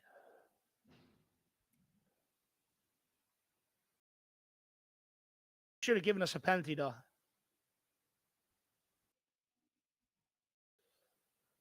Oh, so frustrating this defense. It's killing me. Big up, William Kelly. Hopefully, Luke is keeping well, my man. And like I said, hopefully you don't start off, the day, too poorly. With the how this game's been going. Start him off right. Get him, a good breakfast. Get yourself some coffee, William. Have a bit of OJ. Hopefully things are all good. Big up, William Kelly. Appreciate the support. Joseph saying we need three center backs, guys. If I had my way, I would sell Dyer and Sanchez as well. Hoiberg and Basuma not looking a good pairing, they're not loving Doherty's side, I think he's saying. I couldn't agree. I couldn't agree more with Joseph there. Look, Jack, you know how passionate I've been about getting in these centre backs, my man. I've been very, very passionate about it. Look, I've keep saying with Dyer and Sanchez, they're not good enough. They're not even progressive enough on the ball, and that's why we can't okay, yes, the midfielders aren't helping by getting on the ball and getting turned. But if that's not happening, where we've been getting joy is already running in behind. Why we don't have anyone capable of playing them passes at the angle we require for Doherty to make that run. You can't have Romero doing it because it's just a straight ball. It's more than likely going to be overhit or go out of play. You need to have someone doing it at that angle, like a Sanchez, like a Dyer. And they just want to pass it to each other time and time again. They're not good enough in possession. Sanchez has been okay defensively today, but Dyer has been absolutely fucking awful. It's his fault, that goal. Twice. Gets caught out and doesn't go and win the header to atone for his error. You look at Hoiberg and Basuma, they're just not progressive enough on the ball. They're very similar types of player from what I'm seeing here. And for me, that's why Bentancur will be in there against Southampton. And I would almost say you probably nearly need to go and get another ball playing midfielder in this window as well, rather than a centre attacking midfielder. Joseph is saying we need, but yeah, on the part of saying they're loving Doherty's side as well, I think he's maybe alluding to the fact that maybe they're, targeting, Doherty's side at least, coming Yep, down it, when they get, the point, well, at least when Roma gets the ball, and that's always been the case, though. I mean, Doherty's Doherty's always crap. been poor. He's always been poor defensively, and maybe that's why, Conte liked Emerson at one stage was because Emerson, he knew he wouldn't probably get, bullied even if they targeted Emerson's side, Dave. It felt like teams that did target Emerson's side, it's not like they were really getting a ton of freedom or, a ton of, kind of moments down his side. Even when they wanted to target Emerson, he kind of stood, up to them at least defensively. Where if you do target Doherty's side, I'm not sure if he's going to really be able to stand up to you. No, he's not, Jack. I've been saying this about a long time about Doherty. Even when he was performing well, he's crap defensively. You Mm, cannot rely on the guy defensively. And in fact, as much as people hate Emerson, he's done more in his up minutes in preseason than what Doherty has. At least mm. Emerson will get on down that side and bomb forward. Doherty doesn't want to do it. Yes, he's made a couple of neat runs in behind. But apart from that, when the ball's out there and it's one-on-one, skin your man, put something in the box. He's refusing to do it. Every time it goes out there, he wants to come back inside. Yeah. And even It's just sometimes the not good runs he enough. even makes him behind. He doesn't have any pace, the way that he runs as well. Sometimes he has to even pick his runs carefully because it's not like he's going to overwhelm you with any pace or anything. No, it's just not good enough. Like the thing is, Oh, put the ball by him. I could ball in. That's better. Hoiberg, good pass out wide to Romero. Now get it out your feet and get it onto Doherty, into Kulu, or yeah, out to Kulu, onto Doherty, back in towards Basuma. Basuma tries one in behind, poor pass.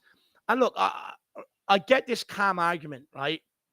But what I would ask people to think about is what's the point of having a cam if we can't get the ball out from the back line forward, even into our holding midfielders, let alone a person that's going to play higher up in the pitch? What's mm, the point of having him if we can't get the ball to him, Jack? We can't even get the ball to Basuma and Hoiberg, who are deep midfielders, let alone try and get the ball to him. If Bentancur was injured, say, let alone having a cam there, he's not going to be the answer to your problems because you can't get the ball to him. He's playing up more or less just in front of Harry Kane. I'm a bit kind of, confused though, Dave, because Basuma as well as Hoiberg, have been exceptional, at least for both of their respective sides, Brighton as well as Spurs, in the past, picking up the ball from deep and being able to, kind of, find the forward line, especially towards the end of last season. Højbjerg was, exceptional. In fact, even looking better than Bentancur, at that sort of role. He's looked pretty poor this preseason. He's been very poor. He's been way off it, Jack. I've been very, very disappointed with him. To be honest, I thought out of all the midfielders, he would have came back with a point to prove with the signing of Basuma. Mm. Kulusevski here, cutting inside. Well done. Finds Pierre Good pass. Good Sanchez, bit of progressive space pass. here. What's he going to do with it? Finds Perisic. Perisic, back post, goes into the keeper's arms for Rui Patricio. And we are But approaching that's 45 better though, minutes. Jack.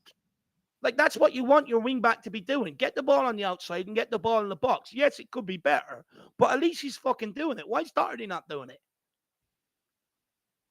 Why does everything that's going out the right-hand side have to come in? You're already asking Kulusevski to do that job by getting on the ball and cutting inside. So Doherty's main job should be sticking on the outside and keep providing that overlap. Provide that space for Kulusevski to come on the inside, even when he's on the ball. But he doesn't want to do it. He just wants to cut back inside every single time. It's so annoying. That's Kulusevski's job. That's why he's left-footed and he's playing out there. Doherty's main job is to keep the weight and keep going on the outside, not come inside every single time. Loves music saying ref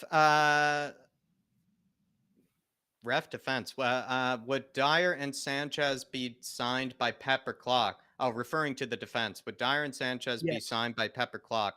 That's the benchmark for me. They're not good enough for us to be defenders or be contenders. Come on, you Spurs. I mean, Loves music. You're probably right. I mean, Sanchez or, Dyer, I don't even know if they get into most top 6 teams. I'll be frank, Not even when it comes to Newcastle will Dyer. bite him. Yeah, he probably doesn't even get into Newcastle's, kind of back four at this stage. And we have to kind of, sometimes look at, what the other, teams have in store when it comes to the players that they're able to choose from their defense. And it certainly is a lot better than what we have to choose from. That's a very good point there.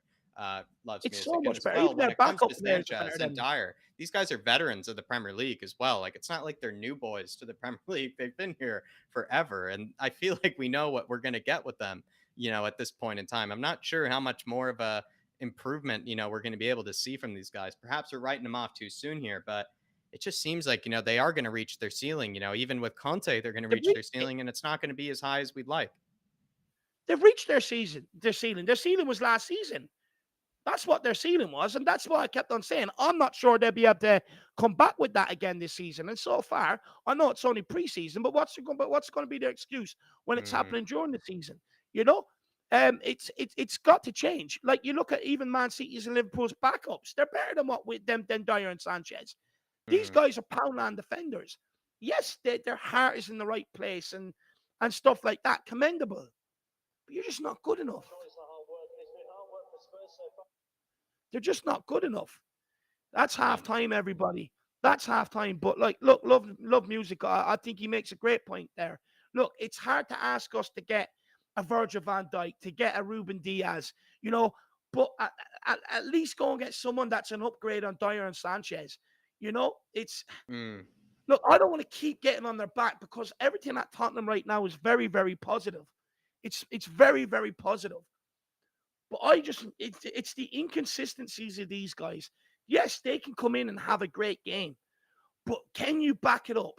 Can you back it up a third time? Can you back it up a fourth time, a fifth time?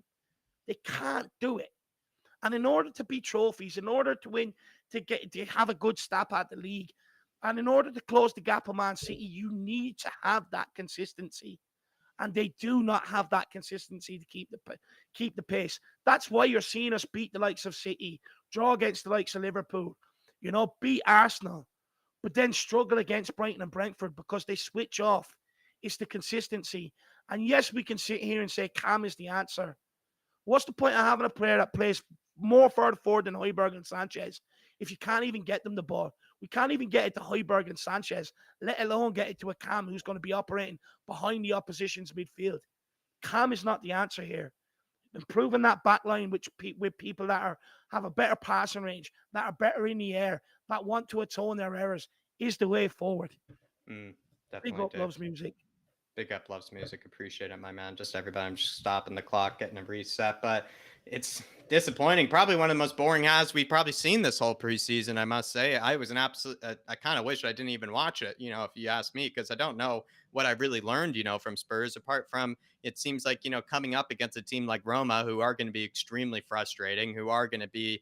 If you ask me, Dave, like you said, the word boring does come to mind. You are going to kind of be stifled, and it seems like we've been stifled. It's been quite cagey. It's been really hard to get anything done. Getting the ball into our forward players has been really hard. Getting the ball into our midfielders has been easy, but our midfielders seem to not really have any sort of idea of what to do with it, or maybe they have nothing in front of them to really pass to. So they're sort of panicking. Our defenders, including Romero, who always likes to try to pick out, a dangerous pass, hasn't been able to pick out a dangerous pass of any kind. I'm actually starting to think that maybe, the forward line, Dave, aren't exactly, making themselves too available either, because even players like Romero, players like, Perisic, players like as well, I guess, to be fair, kind of even Kane, when he's received the ball, it feels like, there's really nothing going. No one's, being open for each other. No one's, even making any runs in behind to, make it easy. It feels like even when I've seen Kane pick up the ball at the top of his own 18-yard box, he's just playing it outside, to the wing for the overlapping fullback every time. He can't even pick out anybody. But that's because if you look at Roma, Jack, they're leaving Doherty have the ball out there. That's why he has so much space. But what does he want to do with it? Pass it back inside, pass it backwards. With the ball, with them clogging up the middle, everything we need to do in and around that area needs to be 1-2 touch. Get out your foot, get it out wide. But once you do that, and we've seen Son and Kane do that. Sanchez Yeah. has even run it up and got it out at times. But then you're asking your wing backs, and it's the same problem that we had last season. Beat your man. Show us something. Get on the ball, get on the outside, beat your man, put a ball in the box, and give our players something to go and attack. And they don't want to do it. Perisic has tried it, but Doherty wants to come back inside. What's the point of him doing that? That's what Kulusevski's there for. That's why he's left-footed and playing out there. His job is to come inside. Doherty's job is to get on the outside. They're leaving us with space out wide. We're not using it. And they know that we're just going to look to keep coming inside. And all they're doing is blocking up the middle, not letting us play in around there at all. And that's why you're seeing Kane being harassed as soon as he gets a touch on the ball. Same as Son, etc., etc. But what can they do? Because when they do get the ball out wide, there's nothing for them to go and attack. We watched them for 10 minutes, Jack. Me and you were sitting here for 10 minutes going, Dyer to Sanchez, back to Dyer, over to Romero, back to Dyer, back to Sanchez. I get it's fucking preseason, but Jesus Christ, someone pick out a pass. It's too comfortable. And when you see us do that for 10 minutes, you know we're getting too comfortable. And that's why that goal happened. We should not be 1-0 down. We've controlled majority of that game. Should not be nowhere near 1-0 down. But from pathetic defending, and because we can't get the ball out of the back line progressing forward, that's why this shit is happening. Yeah. I think we have Philip in, hopefully it looks okay. Philip, can you hear us? And everybody, hopefully you can hear Philip. We have him coming in at halftime. Philip, your thoughts, one of the most boring games I bet you've seen in some time. Yeah, I'll tell you the positive I'm taking from it is, okay, the goal was usual pathetic defending from a set piece. Why Dyer didn't jump, I don't know. But anyway, but since that, we've controlled the match. We've had a goal disallowed, which I think if there had been VAR in play, it would have been allowed, because I think Kulusevski was level. We've had a shot from Perisic, which didn't get much attention, which would have broke the crossbar, would have broke the post if it had hit it. And we've had a couple of efforts from Son. Like Roma are doing what Italian teams do. They get sitting back, niggling fouls, pulling shirts. The dark arts, which Mourinho is an excellent shooter at, is coming out in the Roma team. I've no doubt we'll bring on Lucas Moura or Brian Hill in the second half to run at them and to give them a bit of something to think about, because we're too static. We're playing too much in front of them. We've got to get in behind them. And if that happens in the second half, I can see a bit different result in this, because they're no great shakes. There really are no great There's no one available to pass to, Philip, if you ask me. Like every time I've seen anybody pick up the ball, there are no runners. There's no one making themselves, available. There's no one even, willing to make an unselfish run. I know Dave, knows what I mean by that. Making a run that creates something for someone else. It's just being a bit lazy, it looks like. Doherty made one great run the first half, but the problem is he made the same run that Harry Kane made, and the two of them got in each other's way. Yeah. What's it called? Kulusevski, I'm disappointed with, hasn't tried to take his man on or cut inside too much. And like one player that has done okay, I mean, I know he's the most maligned player in the squad, is Sanchez. He's been pretty good this first half. I agree. I You actually know, agree with you on this one, Philip. I actually agree. I think he's been okay today. But Dyer's been look. well, Dyer's lived What, up to his name. what I would say to you, Philip, is, and we'll get to Shane O'Neill's super chat now as well. But one question I want to ask you is, what's the solution? Look, it's well and good me sitting here complaining, about us not being able to get it from the back line. Is it as simple as the solution is get Bentancur on? I don't know. I mean, I wasn't that impressed with Højbjerg in the first half. No, he's Yeah, awful. And in fact, he's been awful. Basuma did a couple of good things, but he also gave the ball away cheaply a couple of times. Yeah. I think the starting centre backs centre midfields are going to be Basuma and Bentancur. So better get Bentancur on the second half. Let him have a go. As was mentioned, I would actually bring Brian Hill on for the second half. Mm. Let Yeah. him have a go at them. Because we're playing too much in front of them. We need to get in behind, and I don't think Roma are going to be too adventurous in the second half. They'll do what all Italians team. The 1-0 up and they'll sit back and defend. Yeah. But it's up to us to break them down. And we need to do that. We need to change the personnel. And I think this shows why we are crying out for we know another centre back. We know all that about that. But we're crying out for a creative midfielder who could pick a pass and spot the run if there is any runs. I mean too many, but if there's a run, he'd pick it out. So I can see changes. And you would give Roma something else to think about, with that as well, because it feels like the Roma defenders, it's too easy for them. It feels like, they have come into this. It feels like they're, at walking pace. In fact, sitting there with these cigars, Roma. Jack. They're sitting there with cigars, sitting there in Spain sipping margaritas. They're having a field day out there. We're playing exactly the game they want. And this is what I was giving out about against the likes of Burnley, Brighton, Brentford. You've got to move the ball quick. The onus is on you to break them down. They're happy to get out of here with a point or to upset your day. The onus is on you, and it's about time one of our players put their hands down the trousers and find their cojones. But this thing of playing out from the back with 10 different passes, that was the Brighton game all over again. It's concerning, though. It's concerning the fact that this is still happening. I'm still thinking. No, I'm not that concerned about it. I mean, okay, I'm concerned about if we lose this game, but I don't think we're going to be doing it too much. Like, let's face it, Italian teams are very difficult to play against. They always have been, right? Especially Southampton won't be as difficult as that, but we just need to get that a bit more devious. Get the passes away. Get Harry Kane more in the game. Okay, in one shot there, I think he was playing rugby. He went that high over the bar, He scored a point. But David, I'm just thinking, I'm concerned for you, boy. If you're getting this bad during a friendly match, you better have a doctor on call for the rest of the season. I admire your passion. You know how passionate I am. I do. For me, it doesn't matter whether it's a kick around between Harry Kane and Son in the back garden against two Chelsea players, or whether it's pre-season or a Champions League final. I'm just as passionate. I can't help it. For me, I said before, I'm a loser. I have nothing else in life but this club. And it just annoys me when we lose. It doesn't matter what we lose at. We haven't lost yet. They'll be changing this. I think this is a bit like the Rangers match. Remember, at halftime at Rangers, pretty much the same. So I think we'll see a lot better in the second half once Conte's hopefully so. He usually gives a good halftime, roundup, or at least he gives, kind of a good halftime speech. We have a super chat from Shane O'Neill saying results don't matter in preseason, but we've actually been getting worse game by game, and I'm not seeing the fitness or the sharpness. Too many no-hopers, out on the field. Interesting take there from Shane O'Neill. Do you feel like, we're looking a bit tired out there, Philip? Are we looking, maybe like a bit, I don't know, exhausted?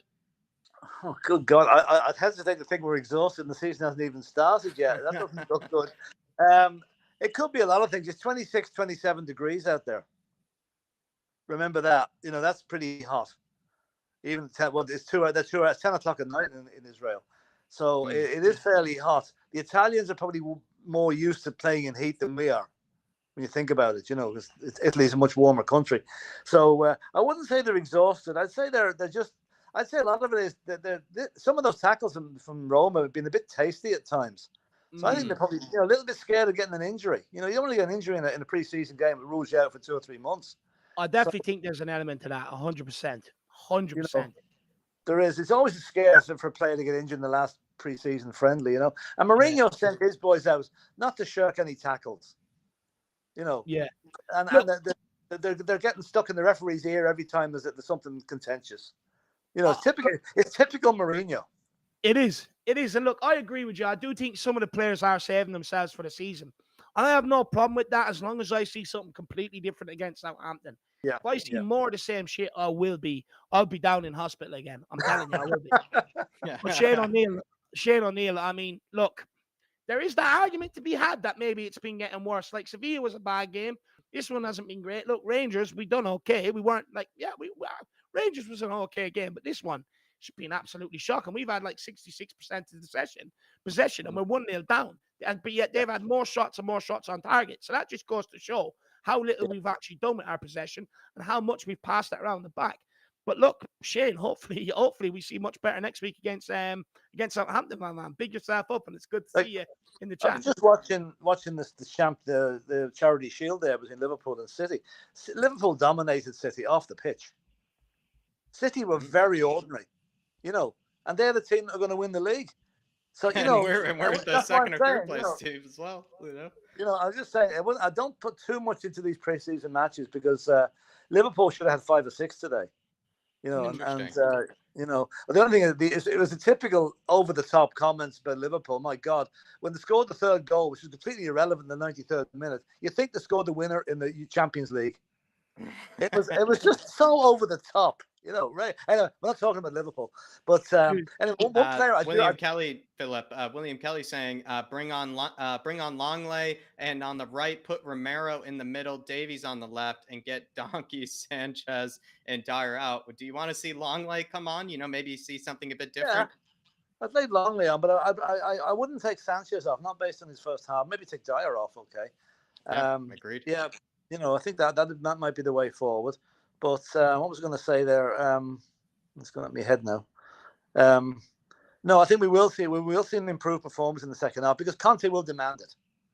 Conte will demand a better performance in the second half, and we will get it. I've no doubt.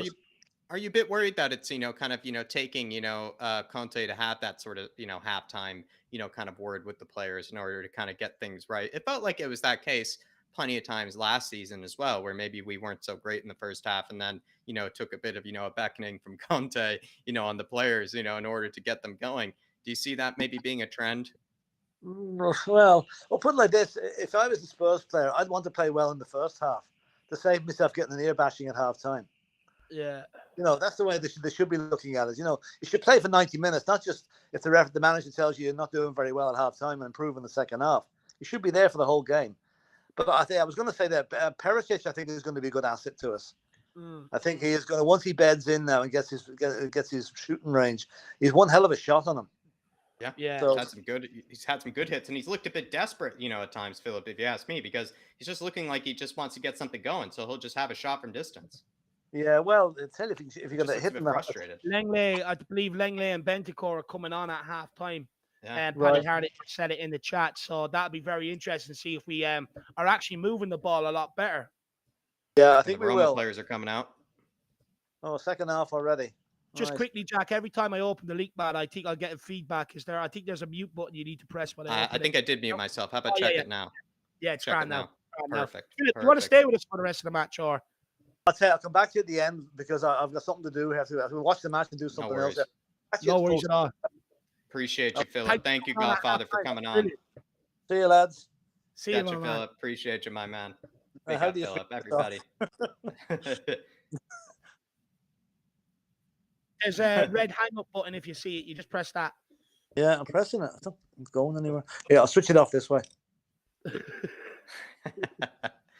We'll get he's back again. There we go. Disconnected him. There we go. Thank you very much, Philip, for coming on. Everybody, show Philip a bit of love for coming on as well. Absolute legend. We have the Godfather coming into the house, Dave. Always good to see. Always good to see. And he gave us our halftime talk, something that we're kind of, going for these days, to be able to, give you, something a bit different. I'm going to fix the timer right now. Just fell a bit behind there. But I'm waiting actually for Spurs play to even put up their own timer. So you'll be seeing more people coming in at halftime and full time after the games just to have a bit of a better discussion, maybe more opinions. So you'll be seeing more Philip and Nick as well doing that with us as the season goes on. But Tottenham are on the attack here. Kulu already looking better, but we're going backwards again. Romero across the Dyer. Does he take 8 touches? No, he doesn't, because he sets Stellini on him. But he plays a poor pass, but he's put it forward. It's gone out to Davids or to Langley. Love that. He's gone in the overlap. Look at that. Sprinting on the outside. That's what we like to see, Jacko. Look at that. Like you saying, bulk sprinting on the outside. That's better. We're starting to move the ball with a bit of purpose. Only 53 seconds in, though. Still, All right, same thing. timers, I think good and going. Let me check if it is. Let me just check if it is. I'm not lying to y'all. The timer looks like it's good and fresh. Everybody, good for you guys. So everybody, sync up with us Oh, that's if you can. Really do appreciate you tuning into this watch along. Smash that like while you can, everybody. We are going to be doing watch alongs every single game throughout the entire season, so yeah. don't you worry. But just quickly, Shem Tan, we missed a super chat from him saying too much traveling, not enough games. Look exhausted. Fair point. Perhaps, maybe too much traveling. We have been all over the world. In fact, I feel like the Korea trip, Dave, was, definitely necessary, and I would do it again. But maybe the Israel trip a bit too much, or going back to the UK a bit too much. What do you think? I'll be honest, Jack. Like, if we're hoping to take this club where we want to take it, which is be league champions, win Champions League and stuff, we're going to have to get used to this every single season. You're going to have to get used to the airport. Yeah. They will. They'll be traveling left, right, and centre because everyone wants to see them. They're in demand. And with these clubs nowadays and how much of a cash cow they are, of course they're going to bring them everywhere, everywhere. At the end of the day, look, I agree with them. But at the same time, look, I wouldn't be making excuses for them either. At the end of the day, they're going to have to get used to it.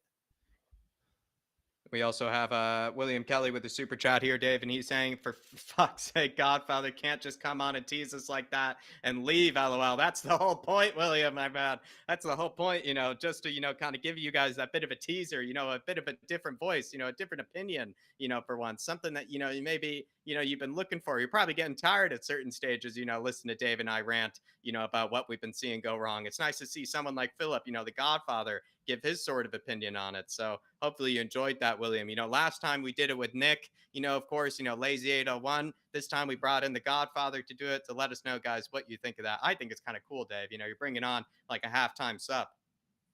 No, I like it. I like it. It brings in fresh debate, and hopefully the viewers out there enjoy it as well. Big up, William Kelly, my man. Really appreciate the support, brother. But he will be back at full time.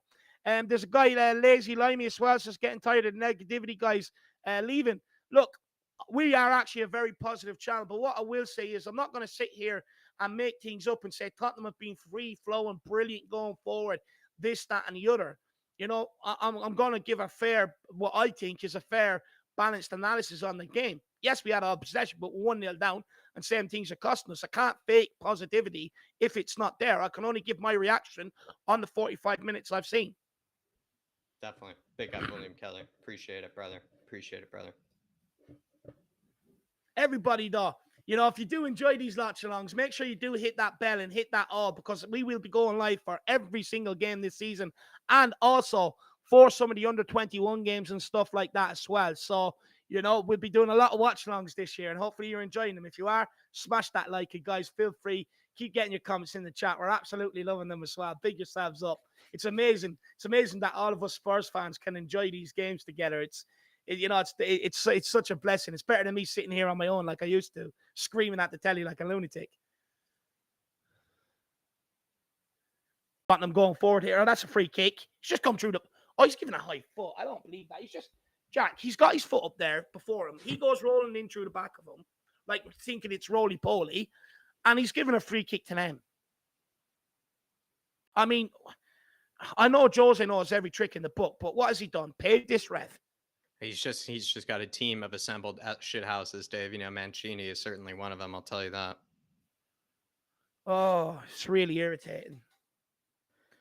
Philip says, what channel can you watch the game on, my man? Look, we're all in the same boat. We've all had to pay the 45 quid to get the Spurs play, my man. But if you have the Hotspur membership, it's 35 quid. Yeah, unfortunately, we had to pay to watch this. But it's not on live TV, I don't think. I did see somewhere say it was on ESPN, but I don't think it actually is.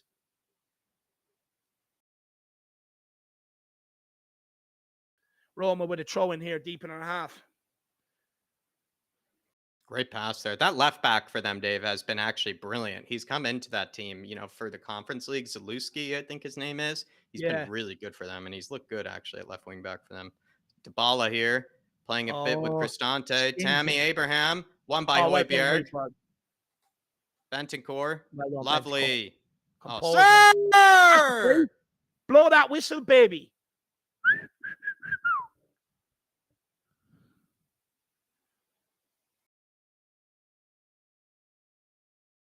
Spurs coffee. Big yourself up, my man. Really do appreciate that. Spot on, brother. What did he say? He said, this is my favorite channels for watch along. The boys give praise when due and bollocking when due too. Big up, Dave and Jack. Big Can't up, be Spurs fairer than coffee. that. Can't be fairer than that, can we, my man? Big yourself up, brother. It does get annoying, though, when people may tune in for like a snippet and they think you're being negative. You know what I mean? And it's kind of like, well, if you watch like the 99% of the other content you do, you'll find that's not the case. Harry Kane here, Dave. Oh, shoving over his man. Oh, he loses it. He's been disappointing today as well. Oh, how's he getting through there? Oh, no, look at that. Well, come on, Bentancur. How's he getting through there? Weight room. There we go. We love it. Referee, just play on. He's a tricky little fucker. Get the cameras off from the show's Tottenham. That's what we're talking about. Out wide to Doherty. Look at all that space. About time he uses it. In behind to Kulusevski. Back Lovely. inside to Bentancur. Or Bentancur. now Bentancur. Couldn't find a pass. Back to Rocket Boots. Rocket Boots out to Langley. Deep in their half. Long leg. There we go. That's what we're talking about. Bit of confidence. Oh, look at that. Look at Langley. Ball into the ball. Harry. Oh, no, it wasn't his Bentancur. Played it to Romero as well, Dave. That's what a left-sided centre-back does, Jacko. Gets on the ball, beats like two Sheffield players. United, Dave. Look at these overlapping centre-backs. We're Sheffield United, Chris Wilder style. Beats two of them, puts the ball in the box. That's what we've been lacking on that left-hand side. That's what we need. Someone that has the cojones to do it himself if there's no options on. That's much better. Dave, the hottest spur just said, I just ordered some Uber Eats and it said Antonio has your order. Maybe that is a good omen. It's got to be. That's quality. That's quality. Yeah, do you know what you do? I beg you, please record it and send it to me. But when you answer the door, just start going, Antonio. Maybe it's his brother. Antonio. You got to do that when you answer the door to Antonio. Doherty here. Let's go. He's getting jealous. Oh, lovely football. Doherty. Doherty, sir, go down. Play him. Doherty, you got to go down there. Oh, it's kept alive. Out wide. What can Perisic do? Sonny! Oh, just over. That's a lot better by Perisic. Tottenham. Like Sonny Dave. The fact that he can cut inside on his right and do that. Call for a deflection that's the benefits of being two-footed, Jack. You know? The defender doesn't know what way you're going to go. Well, good ball out by Højbjerg. Well recovered. Look at that. Smalling hasn't a clue where he's going. Oh, it's just over the bar, but that's better from Perisic. He's arguing with the referee. He wants more of that. Thank you. Absolutely, Patty. We want to be seeing more of that. Bit of sauce as well, from whoever played that first time, kind of dink pass, from Doherty's pass. That was beautiful. How is somebody getting to this? Okay. I just felt like, Dave, there was no right for Zaniolo to get there. You're hanging around me too much, Jacko. Kulusevski winning it for that. Sir, I mean... Just throw the ball off his head. He won't do that again. Honestly, just bounce it off the back of his head. That's what I used to do. Someone comes up, tries to stop me taking the throw, and I throw it off their nuts or off the back of their head. I'm like, do it again then. You know, what are you crying for? Just don't stand there. It's easy. Stand up for yourself. Dyer, that's it. Marauding forward. Into Bentancur. Look, everyone looking for Bentancur. He's always an option. Let's go, Romero. Doherty standing there. He walks so much. He generally does do so much walking. Into Doherty. Oh, cheeky. Oh, Bakulu. Into Romero. Romero, sir. Good, well done. Oh, lucky. That's better football. Much better. See the difference of getting Bentancur and Langley in there, Jack. Two ball-playing players. It's important we get these players in, in the door. It's important we constantly keep these guys fit. Like Langley already. 2 bits of brilliant play going forward. He's only on the pitch 10 minutes. Sanchez has had all preseason. We're looking much better in this half, Dave. Bentancur, honestly, Jack, he's getting on the ball. Look, getting on the ball, getting on the half turn. He can see outside. He can see forward. And that's been a massive difference. A massive difference in that midfield. Massive. Pure class on the Benefits left. getting Bentancur. Longley, Perisic, and Son, says Dan. And absolutely, Dano. What does he say? Said pure class on the left, on the left-hand side with having Longley, Perisic, as well as Son. Yeah, it's beautiful. It's beautiful. Now get Spence on the other side, and let's see if we can recreate it, my man. Kulu, Spence, and Romero. Zaniolo is a strong kid, I must say. I mean, the fact that he is able to, kind of, even make Højbjerg and Romero, kind of have to, put a little bit of extra umph in, their shoves, and things like that. Does show he's a bit of a strong lad.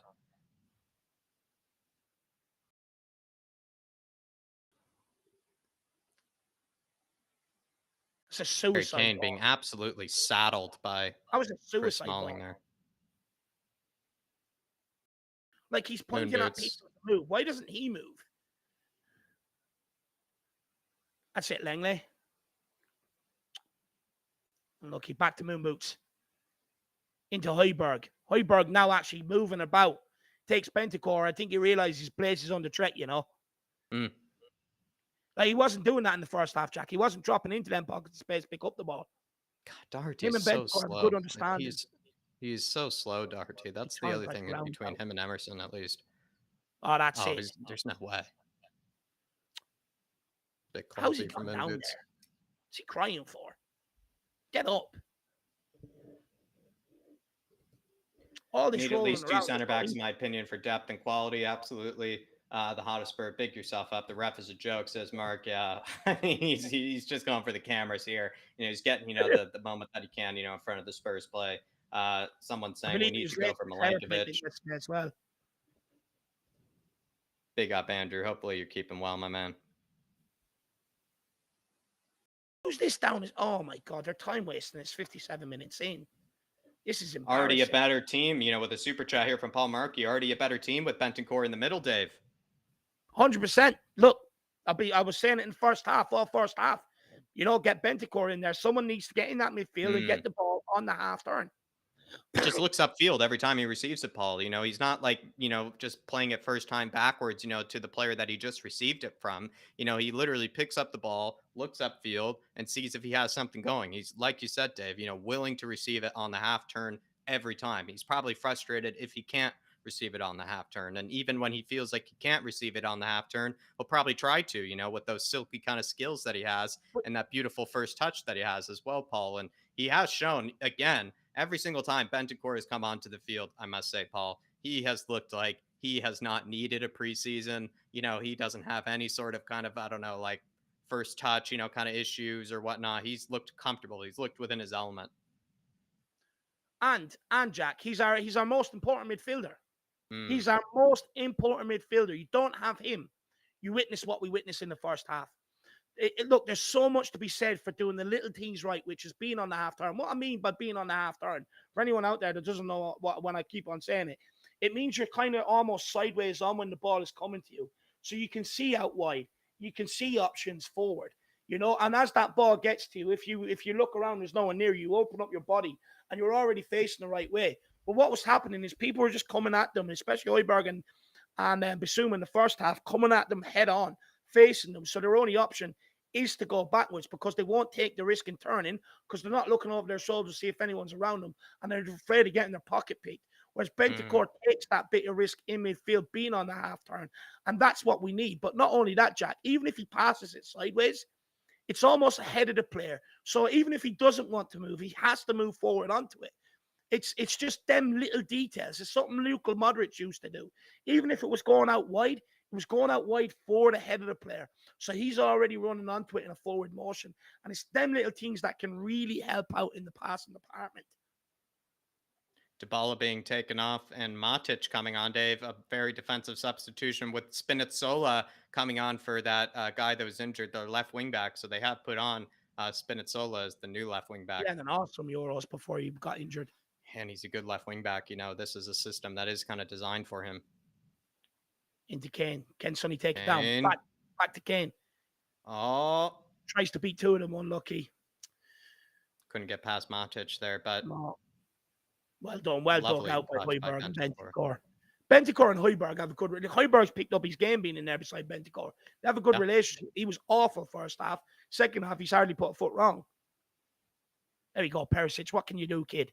Oh, lovely. Oh, beautiful. Oh! Oh, that's beautiful. He's way on. It's towards the back post. Oh, it's over here. He was off.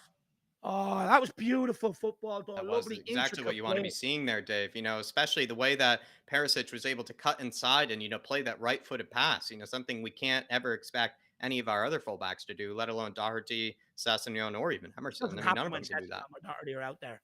It does not happen. That doesn't happen. Yeah, Dan Anna saying, I'm telling you guys, that left side is filthy. Yeah, it could be a source of goals for us this year. Well, what I would say is a bigger contributor of goals, which is hopefully the aim. I just wonder, could there be a case if Ben Davies is back injured, push Langley into the middle, put Ben Davies out on the left side of centre back?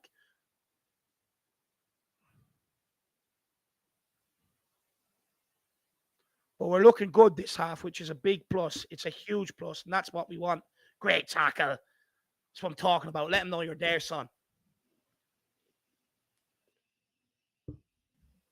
I think it's about time Jack Conte should probably start making changes and preserve some of these guys for next Saturday. Yeah, I would love to see Hill Messi come on. Hill Messi, Emerson, maybe Spence. If you could do something there, put Emerson right side of centre back, see how he gets on for a little while there. Interesting. Yeah. Be nice. I like those suggestions there, Dave. I do like those suggestions. Jesus, pissing down rain here. Absolutely pissing. Can you hear that? No? No. We're baiting down. Good to see, Dave. You were probably not thinking to yourself with how much heat you were getting.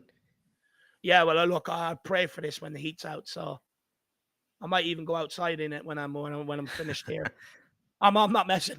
Oh, lovely tackle from Moon Boots, but beautiful pass still by what that a Perisic there. Challenge. Wow. I think that was Langley, no? That was Perisic, Dave. Unbelievable. That was great defending. If him that and went Longley him were behind, the last ones back.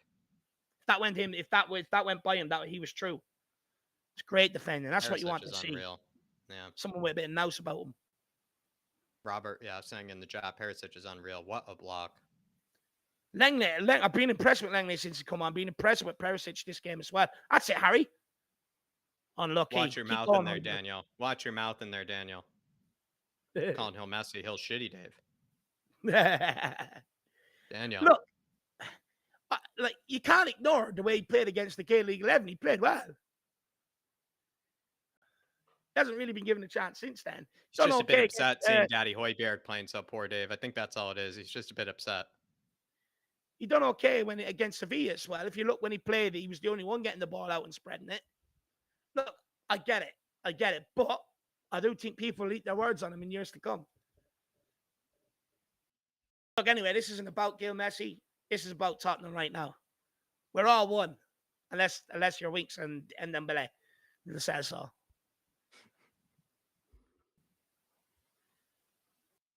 Perisic, that's it. Ordering people about. That's what I love to see. Telling them where to move. They're not going to move. Tell them to move. Romero on the ball. Looks like we're going to build something up for him from the back. 33 in the chat, everybody. Smash that like button. I'm only seeing 168 likes in the building, people. That is not good enough, I would say. But Sonny.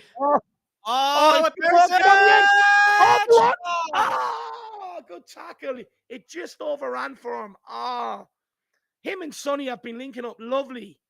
That's a good partnership, lad. That is absolutely saucy. Yeah. That is beautiful. Next time I go into the restaurant and they say, what sauce do you want with the chips? I'm like, give me a bit of peri peri Sonaldo.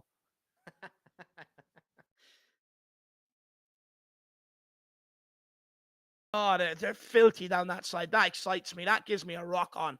I love football when it's played in its purest form, Jacko. Come on, guys. 179. Let's get it up to 200. We can do it. We're the Irish Hotspur Army. Let's get it on. Come on. Let's rouse everybody. Let's get them going for the last 20 minutes of this game. Let's get after them. Perisic coming off, is he? No. That'd be a shame. Is he? No. No. He's getting his minutes in here. I wonder will Conte make him stick it out? Roma player Lucas, getting man. abused by Lucas a coming kid on. there. Roma player getting abused by a kid. I like to see that. Lucas and Richarlison, the Brazilian magic. Bit of samba here coming on. I What do need you to reckon? get and Emerson. All 20. three of the trio is coming on. It's got to be Kane, Son, and Doherty then. Yep. It's got to be. You're right. Get them off and protect them.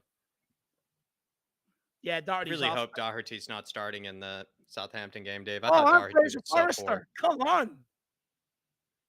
The basketball player. Forrester. Get him on. Dave, thoughts on, Doherty's performance? I thought he was pretty woeful, Useless. actually. Jack, he mirrored exactly what he done over on the left side against Sevilla when he played there. Get the ball, pass it back inside. And people were saying, oh, it's like I was saying, yeah, because he can't use both feet, so that's why he's doing it. But then to mirror that on the side where you're actually playing with your right foot on the right side, it's shocking. It's not good enough. He's absolutely useless today. And he needs to produce more. Are you a bit concerned with Spence not Jack, coming on, by the way? Robert here is saying he is a bit concerned with Spence not coming on. Does that worry you at all, Dave? Yeah, it's annoying. I would like to see Spence come on. But at the end of the day, it is what it is. I mean, I trust Conte. Two more likes to go to 200. Let's get the next target, 250. Let's get it up there. Hey. But look, when it comes to Doherty, absolutely useless. And if we're being quite honest with ourselves, we're praising him off 6 good games. That spell was 6 games when he was playing well over 2 years. It's not good enough for me. I don't think it's also good enough. As well, I mean, even the way that Spinazzola just tried to take that past Emerson, if that was Doherty there, I'm pretty sure Spinazzola would have gotten there. Kane stays on, which is interesting. Do you know what will be very interesting, Jack? See how Lucas and Richarlison and that do when they come on, because they're going to be the players that we're going to be asking for to come off and change games if we can't break teams down. So let's see what they can do. Richarlison here already making, some waves. Here we go. Look Lovely turn by Bentancur. So beautiful. What a turn. He's Oh, beautiful. Harry Kane. Oh, Richarlison making a bit of pressure there. Way to make that difficult. That's lovely, actually. Win the ball back by him making it difficult there, actually. Yeah, I like that. Most other players would have just stood there and watched that. Poor. Oh, Emerson. Poor from Emerson. Oh, Emerson. Nah, good recovery pace from Longley. Good recovery pace. Give it straight to him. 10 times. Gonna need to take an extra touch here. Not 20 touches later. Ball forward. Who's that? Richarlison on the ball. He's looking good. Go on. He's running at them. That's what we want. Oh, yeah. Oh, look at that. Takes 2 of them out. Gives it to Harry. Harry holding it up. Lovely. Bentancur man on. Lovely. He's such a fine footballer. Pierre. Good run from Richarlison there. But that's what I like about Richarlison, Jack. Get on the ball and fucking run at them. Take them on. Emerson. There we go. Throw me a few step overs. Get them in the highlight reel. Lucas Moura. Lovely ball in behind the big H. Gets it. Oh, he's offside. I wouldn't mind. I was right on the toe of Richarlison as well. That linesman's pissing me off. Go to Turkey and get a hair transplant. Idiot. Bloody annoying me every time. Offside. Oh. Come on. Everybody in the chat, come on. Do you think we've got 20 minutes left? Can we at least need to get this equalizer? Need to go undefeated in the preseason. Yeah, exactly. Even if it's not going according to plan, the main thing is get out unbeaten, There we go, Emerson. Or who was that? Bentancur, actually. Sorry. Well done, Bentancur. Takes it upon himself to go and win the header. Longley finds Perisic.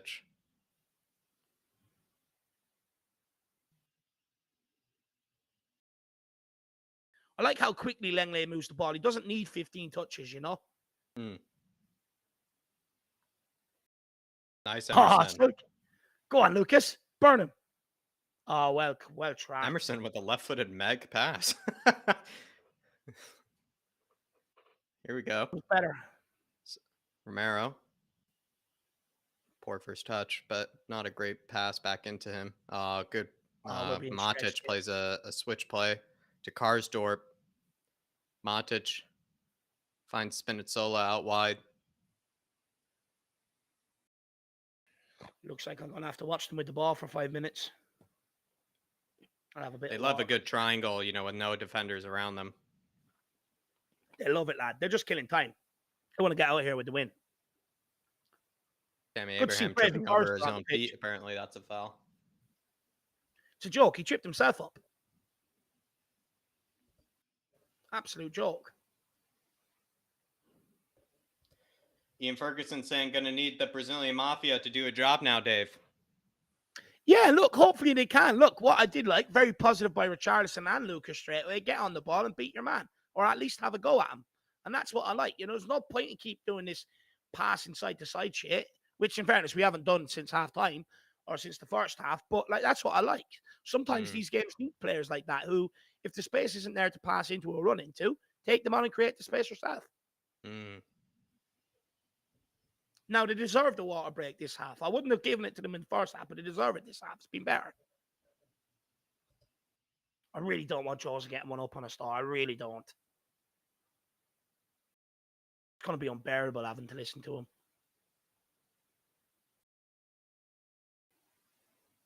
There's a guy sitting there in the Liverpool jersey. He's come to the wrong game.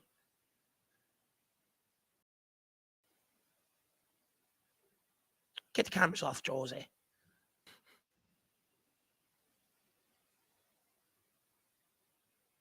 Come on, Tottenham.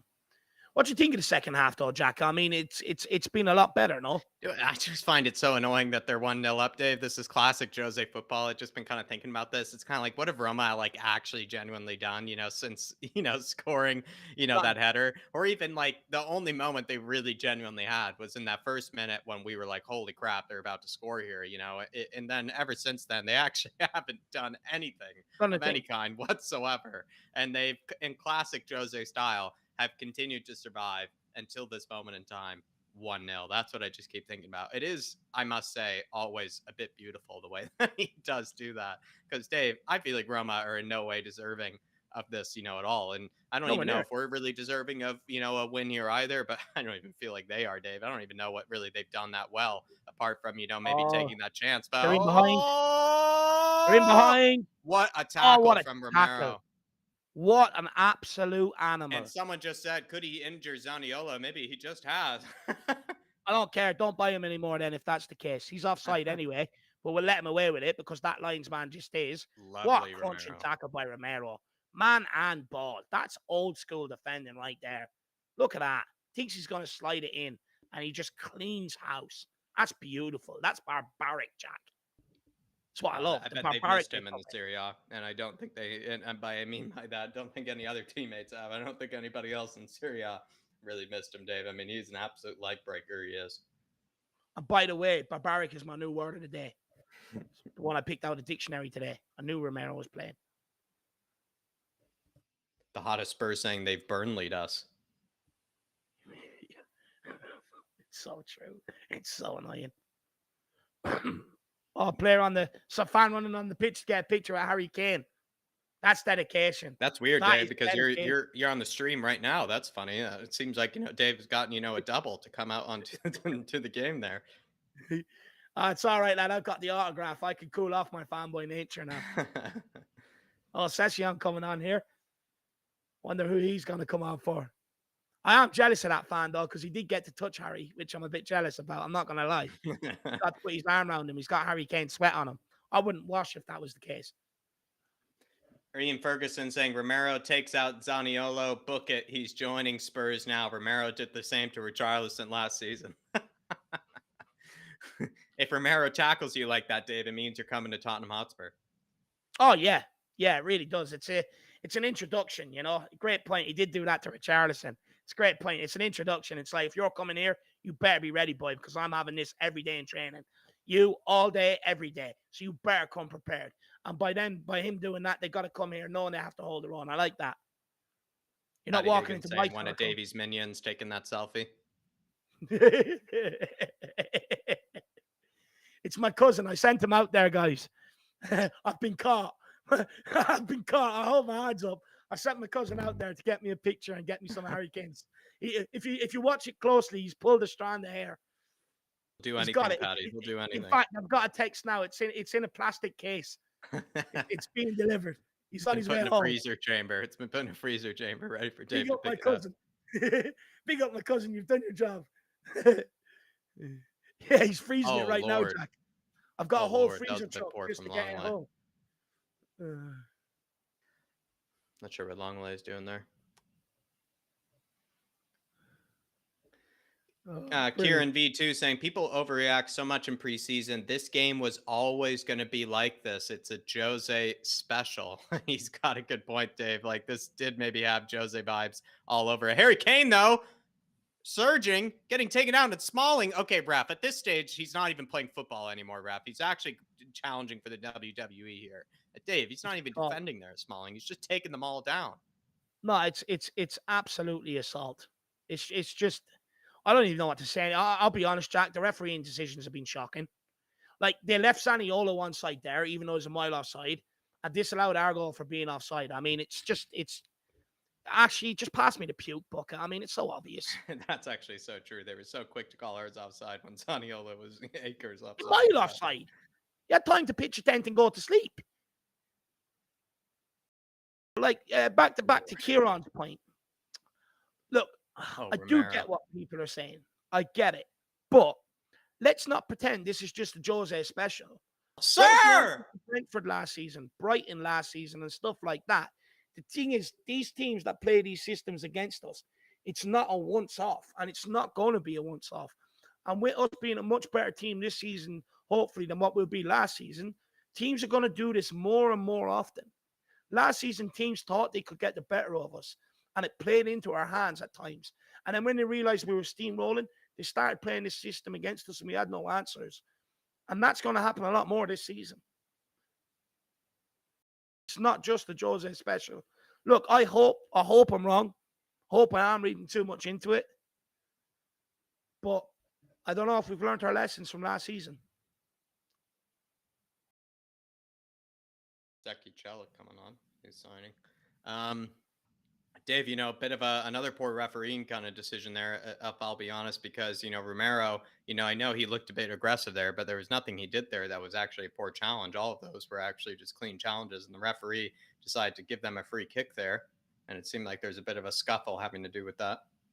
It's just ridiculous. I mean, if you go to his hotel room now, you'll probably see the women running out, Joseph Jeffrey sent something around. It's ridiculous. He's just constantly blowing for free kicks anytime he touched them. Honestly, you'd swear the guys were after eating garlic bread before they went out on the breadstick. They're just going down left, right, and center. Basuma. Bentancur. I'm very happy with the way we've been moving the ball in the second half, though. A lot quicker, a lot more faster. And Philip did say that would happen.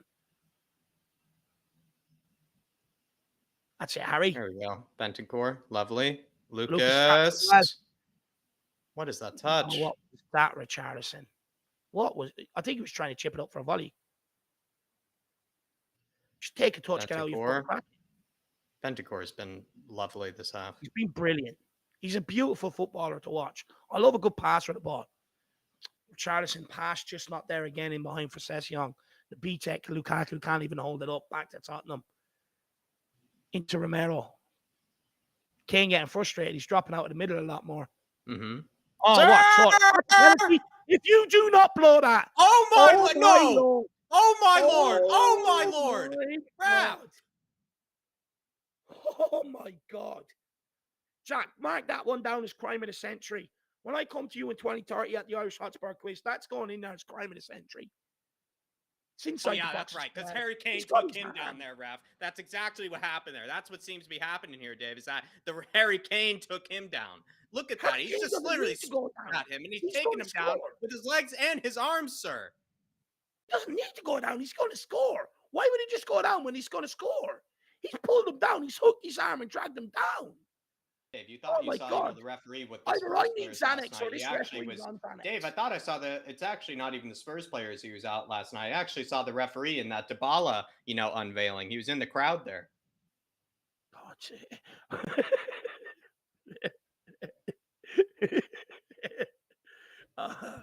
That tickles me. But that's ridiculous stuff. I mean, Jack, if you're the referee, even if you want to think about it logically, because there's no VAR to help him, right? If you're Harry Kane, why would you want to go down when he's just going to put the ball in the back of the net? It's ridiculous. How is that not a pen? How on earth is that not a I pen? hope Harry Kane gets vexed, picks up the ball and cracks one from about 40 yards and puts it into He's our even bin. pretending to have an injury here. It's embarrassing at epic proportions. Look at that. He's all He's over him. I literally mean, cleaned him out, sir. Get your. I mean, Dave, at least the last referee had the decency in the Rangers game to have Specsavers as the sponsor on his sleeve. This referee, Jesus Lord, need to have the Specsavers sponsor again for this game because, oh my Lord. it's fucking ridiculous. I mean, He went for a jujitsu tackle on Harry Kane there in the box. oh, you're cracking me up. Oh, no, but it was absolutely ridiculous, lad. I mean, Jesus Christ. Honestly. Like, Jack, it's that bad that the first grab he went to do, he clutched fresh air. And then went second time and grabbed him and got hold of him. And the ref Pretty still sure they didn't. outlawed that in the MMA, even that sort of takedown, Dave. You know, it's not even illegal, that sort of takedown. It's fucking hell. It's just, oh, it's so annoying.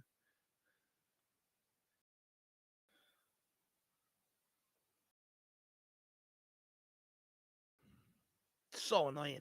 Just get Harry, just pick one up, 40 yards, put it in top bins and shut him up. We've dominated this second half. Absolutely dominated. Just haven't been able to create any real good, decent chances. Oh, what? Flick round the corner.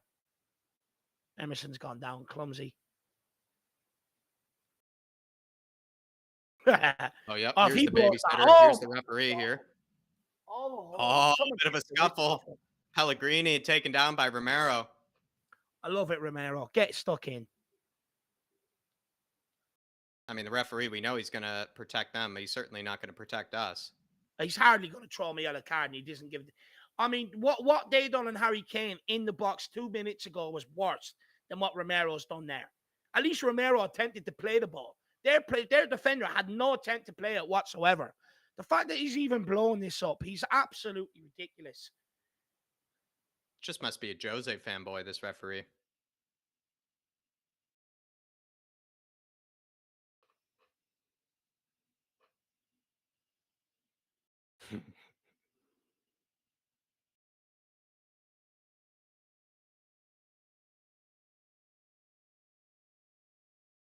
It's gorgeous to see that from Romero, just standing up for the team there.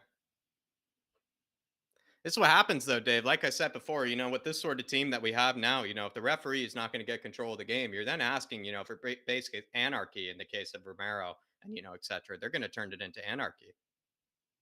Oh, it looks like we lost Dave there.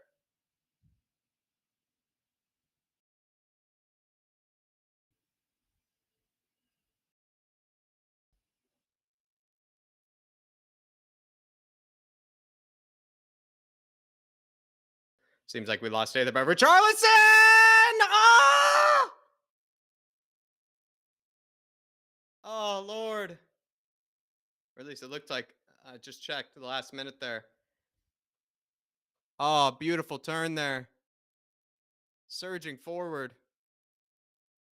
And it's one, it looked like by Cristante maybe at the end there. No, might have been Ibanez. Or no, it was actually, yeah, Zeki Celik winning it at the end there. Almost a penalty.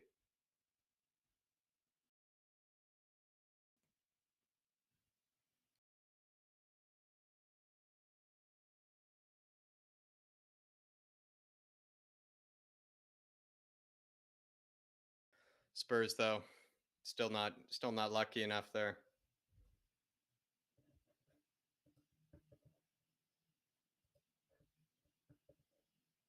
I hope to see something better against the Saints next week. Absolutely, Sue.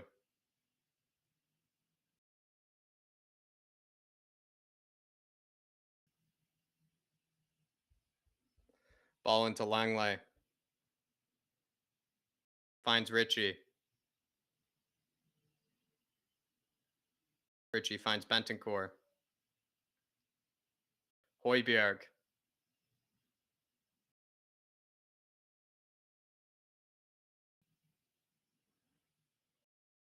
Bentancur. Finds Longley. Longley with the ball in to Richie. To Harry. Sir! Finally! Lord ref, what does it take to get a free kick?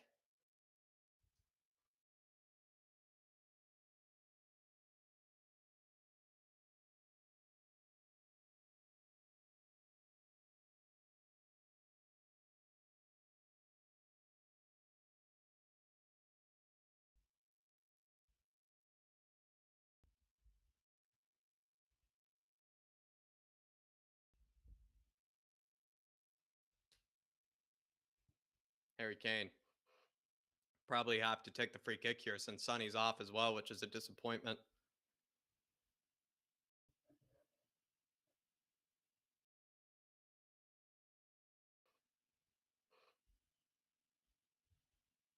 Harry Kane standing over it alongside Moon Boots.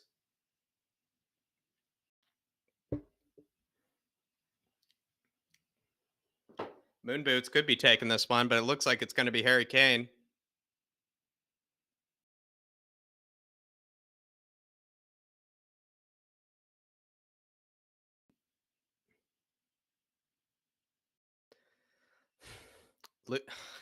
This referee has no control over this whatsoever.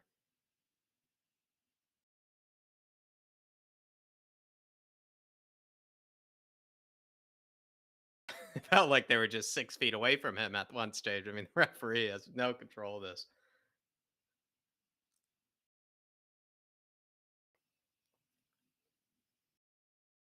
Bentancur finds Emerson.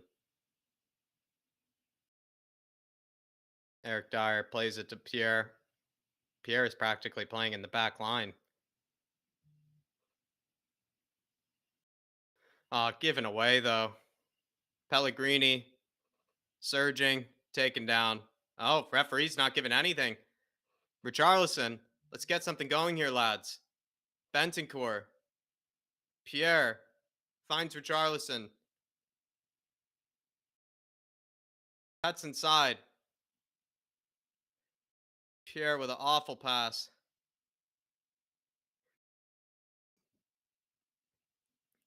Bentancur. Oh, terrible pass there as well. Just we can't get anything locked up. It's just no combinations, just nothing whatsoever. It's just been really poor in terms of being able to find any sort of combination play.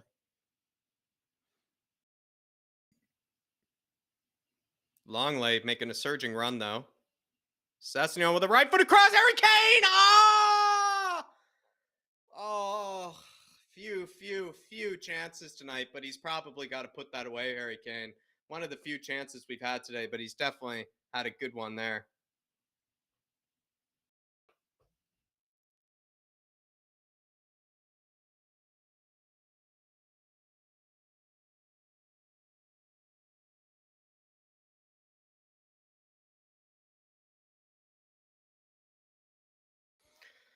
Harry Kane, lads, I think he should have put that away.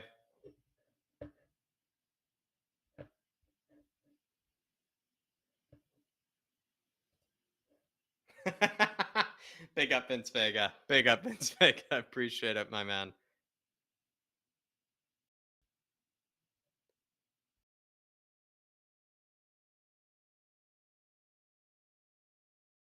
Surging run made. Hard to tell. Might be Zeki Chalik by the looks of it. Højbjerg plays it out wide to Romero. Bentancur. Pierre. Longley. Oof, went for an interesting pass into Harry Kane there. I've actually liked the looks of Longley, everybody. At least when he gets the ball, he seems to be very urgent with the way that he takes it forward, which is nice to see. And he looks decent in possession, at least for the most part. Pretty poor there, though, but I don't even know if that's his fault there. It's just Sessegnon putting him in a bad position.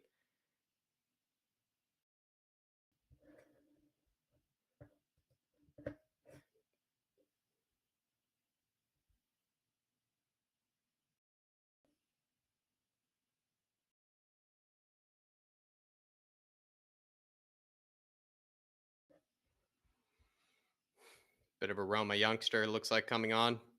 Shithouse sort of kind of substitution made by Jose.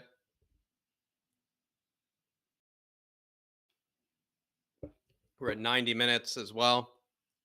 Not sure how much added time will be given.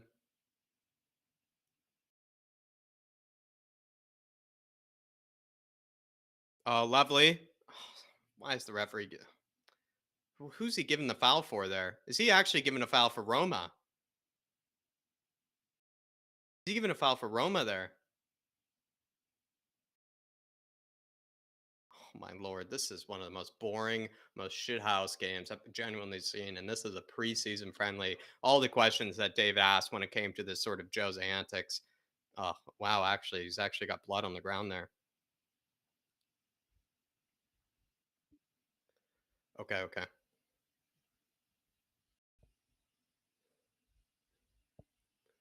Just need a moment.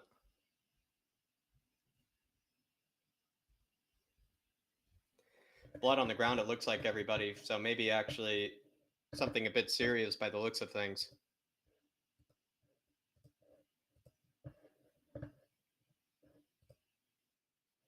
Seems like there's a bit of blood on the ground, by the looks of it. Someone maybe received a challenge from somebody and maybe perhaps it opened a wound in the forehead for some player. Good. All right, but we have Dave back in, everybody. There he is. Dave is back in. Now you can see him. No, I must That warn looks you, I like don't know how good this internet's going to be because I'm on my mobile data. The internet's down. It's all good, Dave. I think, it's the last preseason friendly of the season anyway. Maybe we'll get the Godfather on, let him have his say. Then we'll probably end it off, maybe after that. But everybody, hopefully you have enjoyed the watch along so far. I must be honest, I'm not happy with the result. But I think, it's been the first time that I've run the watch along on my own here. I think it's gone okay for the most part. Hopefully you guys had a bit more patience with me than, maybe the other times that we've run it. I really do appreciate you all tuning in for this one. It has been, I would say, a good watch along for the most part, apart from maybe the result. And it has been a very Jose match. And, Jose almost Burnleying us, as people keep saying in the chat, Dave. I mean, I feel like it's not an inaccurate statement to say that. I feel quite Burnleyed. Yeah, it's typical Jose, isn't it? Look, it's annoying. It hurts a little because, they get one up over on your former manager. Some of them players out there didn't like him. So go out there and perform against them. Look, do you know what's more disappointing, Jack? I'll be honest. It's the amount of possession we've had with little chances we've created. Yeah, I agree with you. That's what's been the biggest annoyance for me. Is it concerning to you that with how little has been created, or is it maybe just have to do with the Jose defense?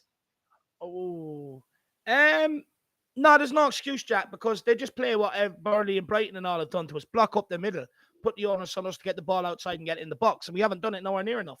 And this is perfect time. It's pre-season. It's perfect time to practice that. The only joy we have had has been balls into the box. Perisic put one in, Langley put one in, one just put in there. It's the only joy we've had. So why aren't we doing that more often? It's hard to say, David. Do you feel like this game, though, a lot of people are saying, it's been crying out for a creative midfielder? Would Zaniolo, would a Madison have made things different for us in this game? I'll be honest, I don't think so, Jack. Why is that? Second half, probably yes, actually. Second half, yes, because we could get the ball out from the back line. First half, no. First half, we definitely. Wouldn't have even gotten it into Madison's feet. Yeah, we were struggling at even getting into players' feet. Yeah. Second half, yes. Second half, it would have made a big difference. But it just shows you can only play when Mexico's playing, because he's the only one that can get the ball up front. Since he's come on, the way we've been playing, we haven't been watching us pass it side to side. We've been watching us get it forward, and that's what it's about. He's been excellent since he's come on. For me, I think he'd be my man of the match if I'm being honest. Like Perisic, Dave had a pretty exceptional match, to be fair as well. Bentancur, I would agree with you, maybe has looked the best. The back line, did Longley, maybe make a good impression with you? I feel like Longley has, looked better than Sanchez, as much as Sanchez probably was better than Dyer. I think we could see what Longley was bringing that maybe Sanchez wasn't, and was that sort of ball progression. The biggest thing is Langley knows how to use the ball, Jack. He's not a calamity on the ball. Whereas Sanchez, he can dart into them spaces, but he doesn't have the technical ability to do what Longley done. When two players closed in on him, he put the ball between them and went and put the ball in the box. Sanchez can't do that. And I've never, ever seen Sanchez do it. So I don't even want anybody to say, oh, he could do it, because I've never once ever seen him do it. Look, there's positives to take from this. There is positives to take from it, but there's also questions I have, Like, again, we can all put it down to Jose Mourinho. It's a Jose masterclass. But then when he was our manager, we all said, oh, he's losing his touch. So It can't just be that it's a Jose masterclass when most of the Spurs fans decided he was too old, he's lost his touch. The problem is, if we're being realistic, is the way they play. It's the way other teams have set up against us last season, and that's still our Achilles heel. Is the match over by the Game looks of over. it? Yeah, it's I didn't over. even get to see the handshake, from Jose and Conte. I wonder if they even had one. Oh, it's over. That's very, very disappointing. Very disappointing. It ends. Roma 1, Tottenham 0. And Roma will be the ITech champions this season. Very, very disappointing. And that we couldn't create anything, really, to be honest. We're about to bring in Philip as well, the Godfather. Philip, just give me a second here. But Dave, very disappointing, like you said. Kind of the way to look at it. William Kelly already in here with a super chat saying Longley has looked very impressive, very good progressive play. Exactly what we needed. I think he is maybe one of the, the silver linings, or, maybe one of the, the bright spots, or maybe kind of bright spots in that kind of, pretty woeful display it looked like. But Dave, maybe we do start with the positives because it is a preseason game, and were there positives like Longley that you could take from it? Yeah, look, there's definitely positives, Jack. There's always positives. I think the fact that Bentancur came on in the second half and completely changed the game. The fact that we dominated possession, didn't really cause ourselves. Look, Roma didn't really cause us any problems. Same old routine, set piece, let us down again. Cannot defend them. Very similar to when Brentford kept on putting them in with Christian Eriksen. Cannot defend them. But look, I think the way Lenglet Perisic linked up down that left-hand side with Son, a lot of positives to take there. Yeah, there's always positives to take, Jacko. Yeah, and we have now Philip, the Godfather, in the chat now. Philip, pretty boring, pretty underwhelming. The second half was a lot better, like you said it would be, but we still didn't get that goal. Well, the reason we didn't get that goal is because, why do we keep getting these apprentice referees? I mean, that was the most ridiculous decision I think I've ever seen. I mean, that was a penalty, 110%. It's a joke. Yeah, it was a penalty. He actually gave free kicks to Roma when they committed the fouls on several occasions, right? He didn't. The goal should have stood. Kane's goal, that was onside as far as I'm concerned. I mean, I just don't know. His decision-making was so bad. That being said, we weren't at our sharpest. But that second half, when Fraser Foster came on, he never touched the ball once. Yeah. Not once. Not even for a goal kick. So, I mean, that shows you Roma, the only team that was trying to play football in that second half was Spurs.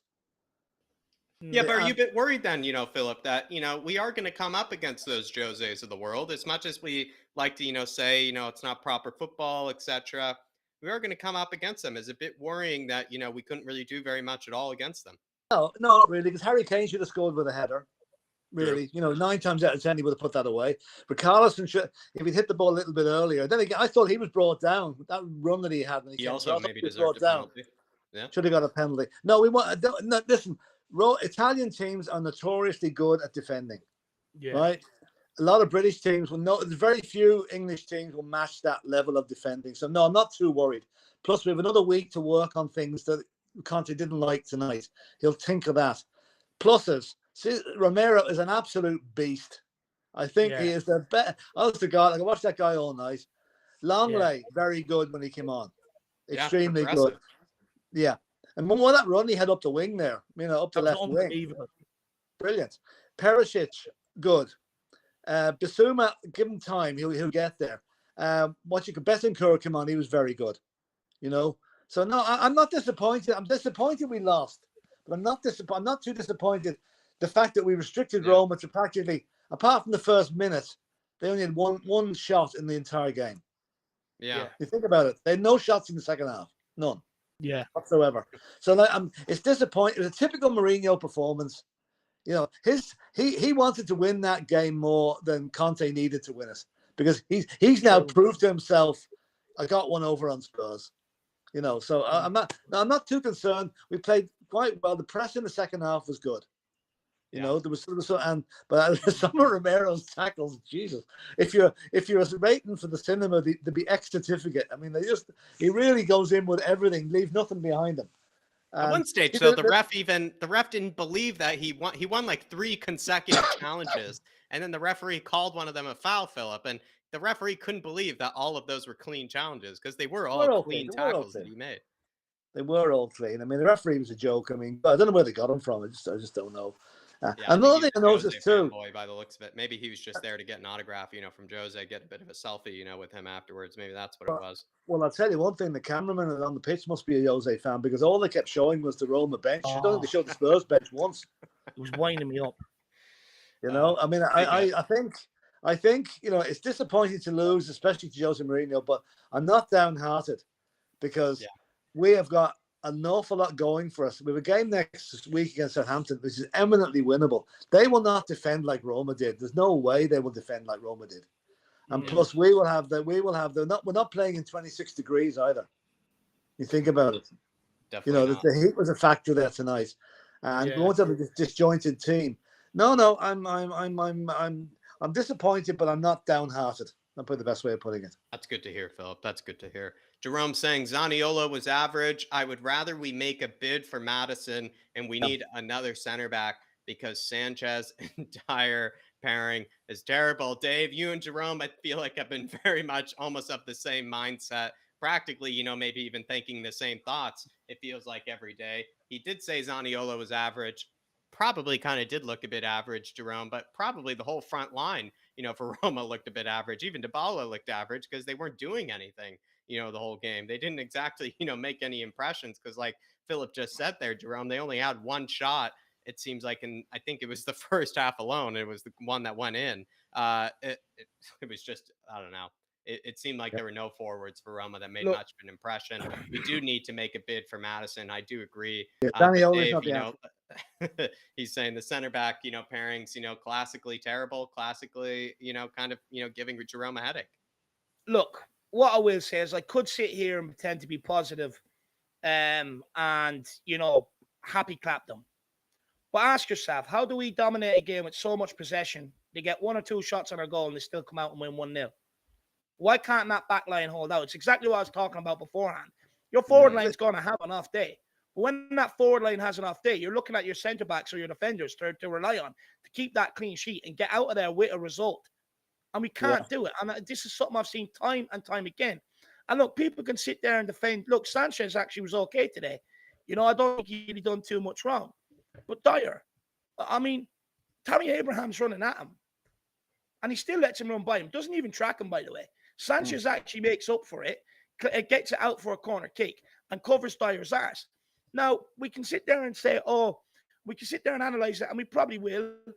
And, we'll all see the goal again and watch it, and you might find it might be someone that lost their man. Okay, fair enough. But Dyer's supposed to be your commanding centre-back.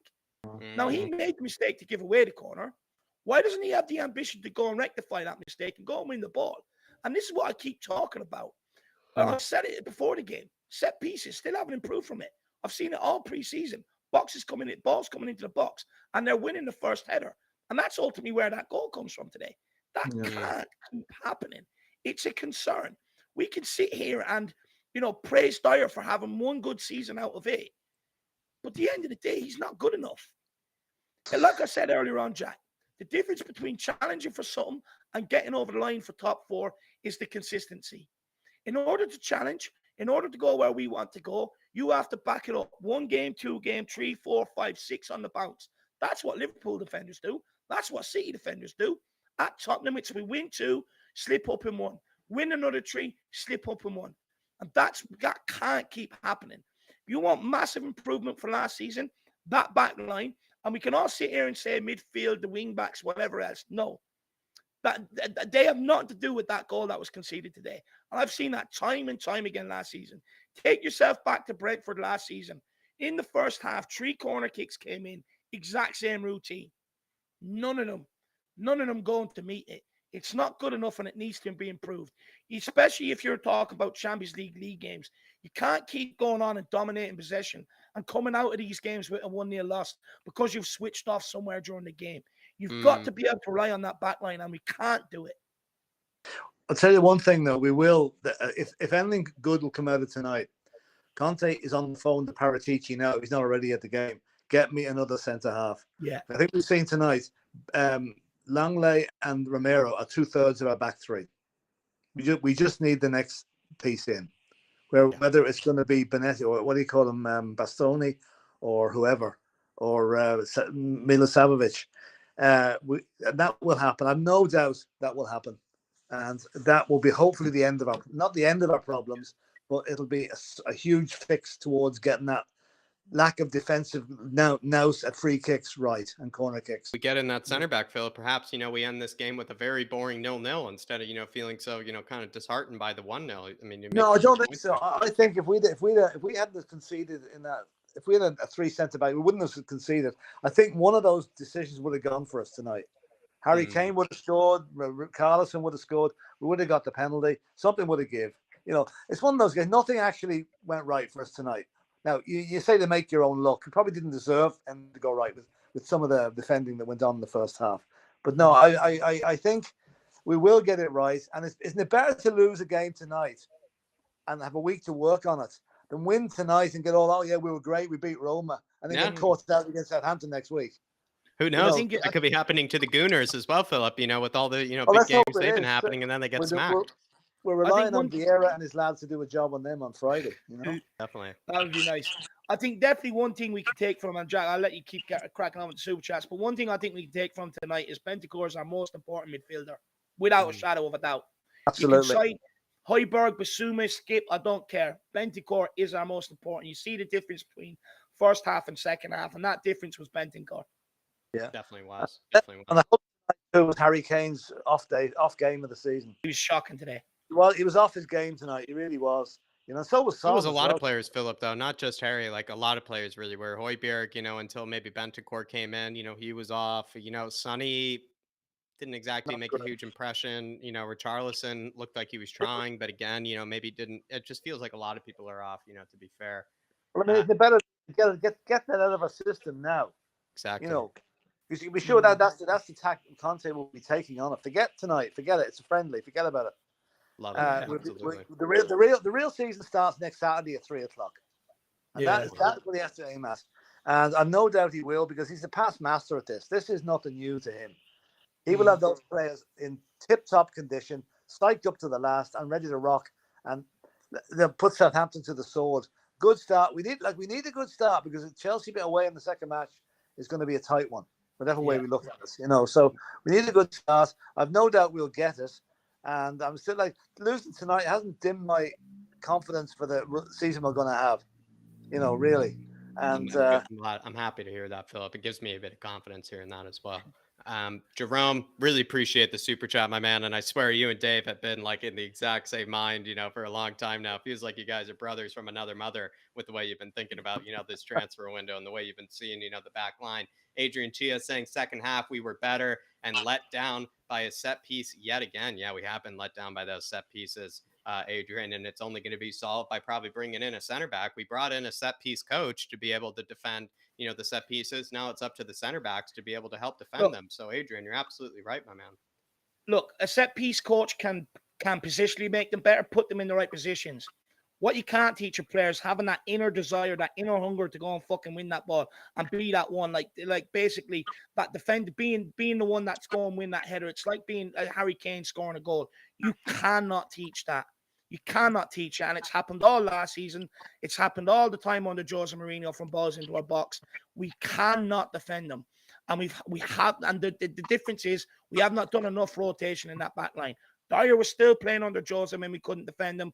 So was Davies. So was Sanchez. Don't expect the problem to go away if we're not going to sign in that position to make it go away. Set these coaches, set them up right, but he can't make them go and win it. Yeah, one thing that does deserve, I think, do you remember 10, 12 years ago, Ledley King made a tackle against Chelsea when he got back 10 yards, I think, to get Darren Robin. I see that tackle Romero did tonight in the second half was almost in that league. Remember the tackle when he came across when Abraham played the guy through? Zaniolo. It was on Zaniolo. That was absolutely pure class. Absolutely pure class. That was old school, Philip. That was old school. But I'll tell you one thing: I wasn't impressed with Zaniolo tonight at all. He looks too lightweight. No. I think Madison he looked strong to me. He looked strong to me. He just didn't look very good on the ball. Yeah, well, I don't know. Maybe he needs to bulk up or whatever. But I was hoping to be impressed by him, but Afraid not. I don't feel like I But expect anybody to, shove over Romero or, to shove over, Højbjerg, I haven't seen somebody do it yet, so I'll be interested. But I think I know what you mean, though, Philip. He was a bit underwhelming. Dark Sun G saying a better ref than it would have been a draw or a win. Feels like it just would have been 0-0, at least Dark Sun G, at least, make the game fair, at least, make it so that it ends up being the world's most boring friendly of all time, at least give us that satisfaction. The fact that the ref didn't even give us the opportunity to equalize it at 1-1 after Harry Kane was jujitsu tackled in the box and taken down as if it was the WWE. It was really shocking, Dark Sun G. And that referee just didn't have any control over the game. Just felt like, he needed that Specsavers sponsor that the Rangers refs had, if you ask me, Dark Sun G. But big up, brother. Rob Coyne saying change the formation. Definitely definitely offside. Philly, or not really sure what he means. Defo offside Philly. Not sure what he means. no, I think when he, I was saying that the goal was onside. To me, it looked level. And I haven't seen that many times. Maybe that's what he's saying. But yeah, that's the sort of thing. That if there was VAR, chances are that would have been given, and the penalty would have been given on a review by VAR as well. So maybe so. Anyway, listen, we put it down to experience and move on and live to fight another day next Saturday.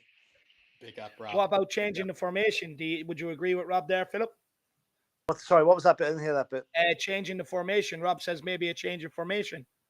I don't know.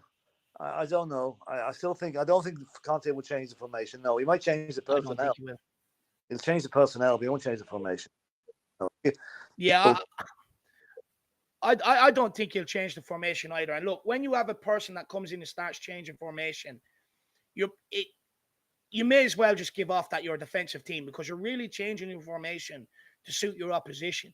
But what we want to be is like a City or Liverpool, who don't change. They may change little parts of the way they play to break teams down, but they never change their formations. And that's what we need to do. We have to have belief in ourselves and what we're doing and roll that team out every week and just know that we have better quality than everybody else and beat them. Sign of weakness. That's where we want to get to. Sign of weakness. If you tweak your opposition team too much or your formation too much, it gives them the upper hand from minute one. So no, don't do that. We want a fortress this season. Like I want to see 18 wins or 19 wins at home, or at least near that at home, because we've got to do that. We've got the players to do it. We've got the crowd to back up the players to do it. And let's just start next week as we mean to continue with a win. Look, it's important to know. Look, after today's game, look, if you want to be angry like me, you can. But it's important after midnight you dust it down and forget about and go into the season with the optimism. Next game is an important one. Yeah. So, big up, Rob Coyne. I would say stick with the 3-4-3, my man. Don't get cold feet. Rufus Roughcut saying the one positive I can take from this game is our Nike kit seems to keep you drier than the Roma kit, and it looked all soaking wet, that Roma kit did. The second positive he could find was that Romero was absolute class. I think, Philip touched on that. He just was winning everything in sight and just looked like an absolute menace. But, maybe, the wetsuit was in fact a wetsuit, keeping us dry, the whole match, in fact, and I guess that's a positive to, take from this, is that when we do go to a wet night in Stoke, Dave, we can at least know that the boys will come out dry. Yeah, look, it does look like a bit of a wetsuit. Look, it's good to see it that keeps them dry. But look, Romero, I think is a huge positive. Philip's already touched on him. I think, look, brilliant defensively. To see him throw back in some of them tackles. I'll never forget what he done against Leicester. 1-2 tackles, and we go on and score. And it's good to see Romero is, starting the season where we left off last season. It'd be another good game by Romero. I love this kid. Yeah, great. Big up, Rufus. Hopefully you're keeping well, my man. And it was good to see those Nike kits keeping us nice and dry while the Roma players were absolutely soaking wet. Hopefully they don't get a cold afterwards. Maybe the Nike kit kept us from, getting a cold last night. Dark Sun G saying, also known as VAR, would have changed the result. Not worried. Yeah, potentially, like Philip said, one of those could have been onside. That referee, would have been exposed for that shocking call and that, challenge that was on Kane. Maybe even another few other, moments where Roma were clearly offside. and they weren't even given, or the referee didn't even notice it. Just seemed like it was a bit one-sided. Perhaps VAR would have evened it up a bit more for us, Darks NG. Absolutely right, my man. William Kelly also saying we need a top class center back, simple as, or mistakes will be coming from Dyer or Sanchez. This seems to be maybe the placard or, the statement that Dave, would put on the refrigerator, is that if we don't bring in another center back, expect, maybe mistakes to, come in, expect, potentially, somebody, to, or expect Sanchez or a Dyer, to basically not be reliable, to not be consistent enough as maybe another center back would. Yeah. And look, what I've seen with some of these centre backs is, yeah, they can do it for a period, but when it matters most, that's when you're going to get let down. It's that simple. That's where they're going to. That's where they're going to fail you. When the crunch time comes, that's where you're going to be failed. Definitely big up William Kelly, though, and it feels like we're going to need that center back a lot sooner rather than later, brother. And I'm a bit worried as to who Spurs actually have in mind, because there's been no rumors whatsoever as to who are actually going to be going after, which is a huge worry. OG Low saying, lads, we still can't beat a low block, and a right wing back is still a problem. Royale and Doherty are still the first choices. Zaniolo looks average. Also, done by the Jose 1.0 masterclass. A lot of things to break down there. Feels like, maybe do we have the same problems that we did last season, Dave? Are you feeling that sort of way? Like maybe we do struggle still against the low block. Maybe the right wing back problem really isn't that much solved. Maybe we are sort of in the same sort of situation or in the same sort of problems that we were last season. Yeah. Look, it's still an issue. I mean, look, let's not forget Doherty against Sevilla, played left wing back, done the exact same thing he done over the right today. Look, Doherty's whole thing is like, why is Romero getting further forward and Doherty not busting the gut to go on the outside? He's got to be doing that. He's got to provide that option, bust that gut and go on the outside. Why is he always cutting inside to pass the ball back inside 5 yards where it came from? The reason why it was passed out to him is because he's in space and that's where the space is. The whole idea is to keep that weight, get the ball on the outside, and Jack, that's how you beat these low block teams. If they're going to block up the middle and you can't play through them, then you play around them. We don't want to do that, and we can't do that with Doherty when he takes a safe option every time. And look, I haven't just seen this at Tottenham. I've seen it replicated with Ireland as well, time and time and time again. People are getting gassed up off 6 good games he had last year before he went out injured. 6 games in 2 years. The guy needs to get on the ball and get on the outside and get the balls in. It was good to see Perisic they do it that side. But we now need to replicate that on the right, especially because Kulusevski is left-footed and plays out there. The reason why he's out there and plays with left foot is so he can cut in with the ball. Doherty doesn't need to keep giving it inside. His whole thing is to provide width and go on the outside, and he doesn't want to do it. I don't know whether he can. The manager, I take him out the team, and I will persist with Spence until one of them in training shows me that they actually want to do it. Even if they can't do it, just fucking try it. I don't know what Philip thinks. Philip, what do you think? Philip kind of refreshed his page, so I need to kind of try to get him back in there, so he's not able to be seen. But the right wing back, I think it still is a problem, because with Jed Spence not even being included at all, does give me maybe a bit of worry signs. Perhaps Conte, maybe saying that he doesn't really trust Jed Spence yet, and Jed Spence, like I kind of predicted today, Dave, I don't really see him, maybe getting into this team, right away. I feel like there's, maybe a bit of a bedding in period that's probably needed. But I don't know, like with the right wing back problem, has it not really been addressed? Has it not been finished? I'm not too sure, but there he is. There we have him back in. Philip, what do you think? Is the right wing back problem, has it not been solved yet? I think it's been added to tonight, the fact that Spence didn't get a game. Yeah. I don't know. It's a conundrum, really. I really don't know. Like, we tried Doherty and we tried Romero there. Not Romero, Royale. Emerson. I actually did think Spence would play tonight, or at least come on at some stage. The fact that he hasn't is, but then again, Doherty didn't play any part against Rangers and he was in today, so you just don't know. I don't think we'll actually know until we see the team sheet plus the subs, because we're allowed 5 subs now from next week as well. So that's going to be interesting to see who's on the subs bench, because that's where a lot of the game is going to be won and lost, is who you bring on as subs. I don't know. Doherty, to me, wasn't the answer tonight. Royale, Emerson probably wasn't either. So to my mind, no, it hasn't been solved. 100%, it hasn't. It hasn't. I just wanted to pull up Kieran Spateri's comment there just quickly. He says, like, seriously, get a grip, Spurs fans. It's only preseason. No one cares about it. Look, you may have that attitude, but there are fans out there that do care about it, like me. And there's plenty of others like me out there. Look, if you don't care about it, fine, but I do and others do. And at the end of the day, it can also tell you a lot going into the season. What we're going to sit here and pretend that right wing back wasn't a problem last season. We're going to sit here and pretend that centre backs or defending set pieces wasn't a problem last season. And then you also say Colin Sanchez rubbish because he's playing out of position. Well, do you not get the reason why he's playing out of position? He's playing over at left centre back because when he's played right centre back or at centre back, he's worse than what we've got. So when he plays that left centre back, it's up to him to come in and prove that he's culpable anywhere across the back tree to be able to play in order to even get a look in at centre back or right centre back. The reason why he's playing there is because he never took his opportunities in the other positions. Let's not pretend this is a preseason problem. I'm sick of pretending it's preseason, it's preseason. A lot of this shit, same shit, happened last season. To OG Low Super Chat. Don't get me wrong. There's a lot of positives, a hell of a lot of positives. But let's not pretend the issues that we're sitting here giving out about didn't happen last season, weren't happening under Jose Mourinho. Come on, guys.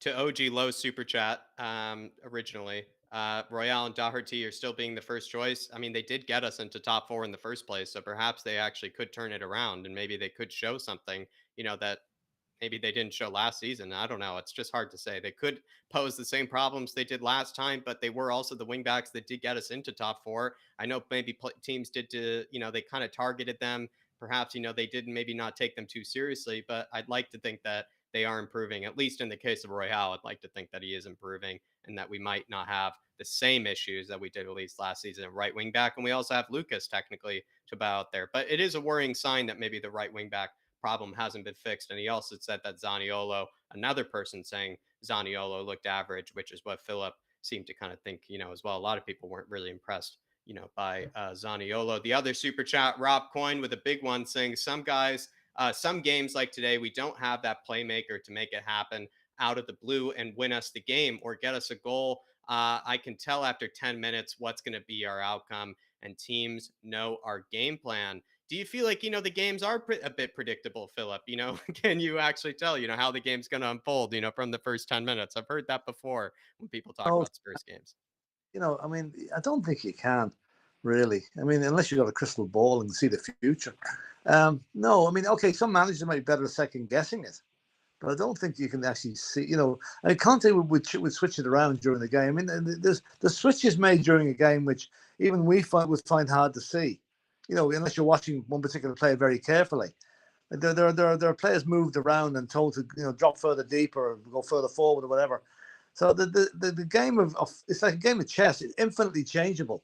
So for someone to read a game and say that Spurs are going to do this, fair dues to them. They've got a brilliant mind. But I don't think it's too predictable. No, I don't think it's too predictable. I mean, it can be if you don't move things around or change things around a bit during the match. If you don't make a substitution and any substitution you make changes things around because the player that's going off is different than the one that comes on. So tricky one, but no, I don't think it's too predictable. No. Yeah. That being and also the halftime, every time at halftime we see a whole different team after Conte, gives a bit of a team talk. Conte gets at them at the break, and we've improved in the second half of every game so far. Pretty much every game so far. Maybe not the Seville, and but the thing about it is it shouldn't be that way. We should be a 90-minute team. We shouldn't need a G up at halftime. We should be winning at halftime. And not need to be the things to be changed around and the manager to give him a bollock because you're not doing what you should be doing. So that will come. I have no doubt it will come because I don't think anybody wants to be on the end of one of Conte's tongue lashings. To be honest with you, it seems like they almost prefer them at halftime because they don't get started in the first half, and then they're almost waiting for the tongue lashing in the second half. I don't know. But that's something that's going to have to change. Because you're playing teams in the Premiership, you might be so far out of the match at halftime, no tongue lashing in the world's going to get you back into it. So no, He's also saying that we need a creative midfielder, to come into the team and make something out of nothing. And as much as I, have advocated perhaps, in the past for why maybe Spurs are looking at someone like, a Zaniolo, it feels like, James Madison for me is probably the player that you could look at. And it's like, give the ball to his feet. He could maybe have a worldie from 30 yards. He could play, a pass that no one else would play. He is a guy that could create something out of nothing. And is yeah. Zaniolo that type of player? I'm not too sure. Whereas with Madison, I could agree. He is someone that could create something, out of nothing. But Rob Coyne, completely agree with you. It seems like, feels like the games could be, a bit predictable, at least with how, the game plan looked. And also on top of that, we were just asking for a playmaker. We were just asking for something to make something out of nothing. And I know James Madison could have been someone to do that. But big up, Rob Coyne. Really do appreciate support. Big Tell you super what, chat as well. if Madison goes to Newcastle, I will be very annoyed. That's what we all should be. If they up their bid and they get him, I mean, to me, he should be coming to a Champions League team, not another team like Newcastle. And like somebody, if we're interested in Madison, now is the time to get the finger out and get the job done. Don't be waiting until the end of the last day of the transfer window, which I fear is the way things are going to go with both the centre back and the midfield player. Because I fear we're going to be waiting a while for them. We'll probably get one or other, but we won't get them until later on in the window.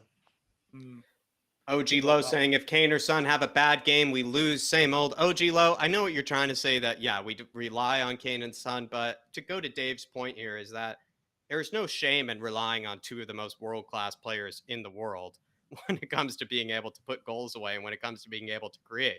What you need to then do is rely on that defense to remain tight enough so that they can get that moment to be able to score and put you ahead. It just feels like, we're relying too much on Kane and Son because we can't expect the defense. I think, like Dave has kind of been saying till he gets blue in the face, we've been relying too much on the defense, to kind of get their shit together, but they really just haven't at this stage. We've been, using Son and Kane as, our, kind of bailouts, as our, sort of players to, get us out of games, when really all we need is just for the defense just to remain watertight and be able to, not let anything pass. And we can roll out of there with a 1-0, 2-0 Harry Kane, Son, kind of combination. But the defense isn't reliable enough for us to get those sort of results. It's just not a good model, at the end of the day, relying to outscore teams. It's not sustainable. It's like owning a business and spending before you even make, spending tons and tons and tons before you even bring in a penny. You know what I mean? It's just not a good business model. At some stage, Kane and Son are together going to have an off days. Now, I'm pretty sure we can forgive them 1 or 2 games over the course of a 38-game season, a 50-game season. That's inevitably going to have 1 or 2 games where the answers just aren't there or things just aren't going that way. But you have to be able to rely on the back line.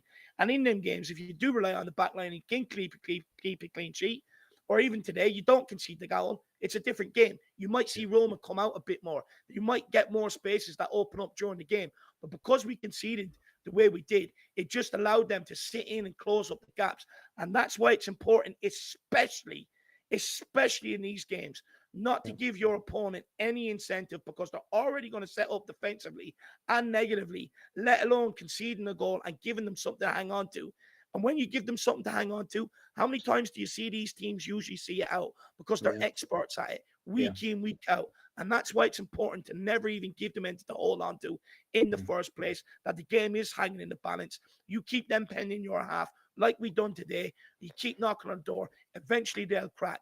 But because they had something to hang on to, they didn't crack. And that's the problem. You can't keep giving away stuff like that. Chaps, I'm going to have to move off now. I'm just seeing I'm due to be on Dermot's channel. Thanks for coming on. Listen, we'll see you next week anyway, and we'll be a lot happier then, I'm sure. Definitely so. Look, after today, my mood will change. Good. I'm just pissed off that it's the same problems. And in fact, the same stuff I highlighted to talk about in the pre-match build. I know, you're dead right. You're dead right. I said that on stream, Dave, when you were gone. I said that on stream at one point. One of the questions you had mentioned, was so relevant, to the watch along with how Jose was even setting up as well. But very good point. Philip, you don't have next week. You don't have next week's lottery numbers by any chance, David, no? I'll send them out to you. Listen, we'll see you soon, lads, okay? Pleasure, Philip. Thank you. Big up, absolute legend. Big up, Philip. All right, everybody, just let me transition this just quickly back to the two screen, sort of panel here. But we do have another super chat, Dave, and it's coming from somebody that we do know very well. Big up, Haven't OG seen Low. you in a Do long time. appreciate it. Haven't seen you Say in a that again. long time, dude. I hope you're keeping well, man. Yeah, 2J Dave saying, relax, guys. Mourinho knows our team very well. He knew how to completely cut off our best players, bring on Southampton. This is, something that hasn't been brought up before. We've been saying Jose Masterclass because Jose is Jose, but Jose did have the inside scout report, maybe more than other managers would, with how he knows Harry Kane plays, how he knows Sonny plays. He did know Doherty, he did know Hoiberg. He does know Dyer. He knows these players. He's very familiar with how they operate, and so he did have an inside clue as to maybe certain weaknesses in the Spurs team. He also had a bit of a vengeance, like probably on his mind as well, too, Jay. So he might have been more motivated to win this one than maybe other games, as well. So you're probably right, too, Jay. As much as people keep saying Jose masterclass, I think Jose was also aided by the fact that he wanted to win this game desperately, and he did know this team, a bit better than maybe other managers might. It's a very good point. But he's saying, Dave, relax, bring on Southampton. And I think you did say that, regardless of, maybe the passionate rants, regardless of, pointing out the same thing that I think, to be fair to you, the same thing you pointed out every single game has come true when it comes to that center back pairing. But I did hear you say at one stage, Dave, so maybe I'll let you say it again.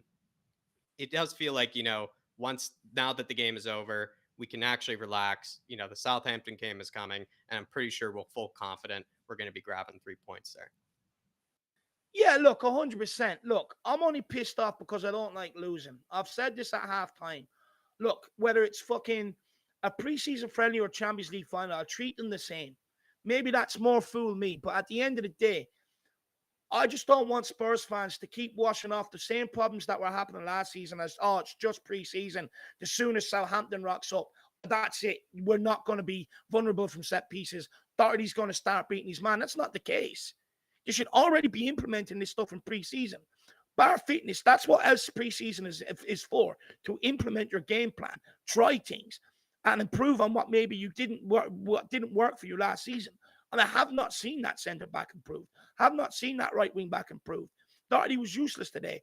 I'm telling you, just put Spence in there and persist with him for a while. He can't be any worse. But let's not pretend these issues haven't been reoccurring, because the people that aren't pissed off about are going to be the very people pissed off when it costs us in semi-finals, when it costs us in finals, when it costs us in league games. Look, but what I will say is, it is preseason. Dust it down off today, and let's see what we do against Southampton. Yeah. But don't expect us to all of a sudden be commanding from set pieces. Don't expect Doherty to all of a sudden start doing step overs and beating his man and putting the ball in the box. It's not going to happen. Or don't even act surprised if these same mistakes come up, in the Chelsea game, in the Southampton game. Yeah, these same sort of mistakes. Like, don't act surprised, because we saw them time and time again in the preseason. When people say preseason, it's like all of a sudden, as soon as Premier League rocks around, then mistakes aren't going to happen and the players are going to try harder. No, not the case. They're still going to be there. It's still a weakness. But, at the end of the day, I do think there's a degree of some of the players saving themselves, not like Dyer or Sanchez, because that keeps happening, but the likes of Kane and Son, who were very disappointing today. Kulusevski, very disappointing. I do think there was an element of them guys perhaps saving themselves for the Southampton game, knowing that they were going to play. And I would say, hopefully, you will see a lot better from us going forward. But don't expect defensively things to change just because it's the start of the Premier League. Yeah, very good point there, Dave. Paul Van Ben saying too much negativity. Look at the big picture. Paul, this channel, we're very positive over here, my man. I would just say, especially when you look at the Premier League predictions that will be on Flat Cap Euro Talk, you'll be seeing Dave with a whole different face on. He'll be probably trying to explain to you how he thinks Spurs are going to be winning the triple, Paul. So get ready for that, my man. And certainly, yeah. Let me clear this up. There's being negative, which is seeing the negative in absolutely everything, which is not what I do. I will call out players or things when I see it, but I'll also be the first one to turn around and give them the praise. At the end of the day, I'm after watching a game, and what I'm here to do is give my analysis. What I would say is negativity is when you look for the negative in absolutely everything. And Paul, you cannot say that about me. You've watched enough of this content to know that 99% of the content is positive when we look for positive. No, you're not. I'm not going to sit here and say, Jack, I'm not going to sit here and have a jerking circle with you and pretend everything was rosy because it wasn't. You're right, Dave. And you're not going It's to not good. actively search, but you're not actively searching for the negative either, which is really good, really well phrased there, Dave. Really well phrased there. Big up, Paul Vamp, and hopefully you're keeping well. And then lastly, Rob Coyne saying, sign Madison. We're going to have to change formation potentially. Just saying, if we do sign Madison, we might have to change formation. We'll have to probably work with more of a two striker sort of system in that case. And we'll have to get used to maybe more of a two striker system.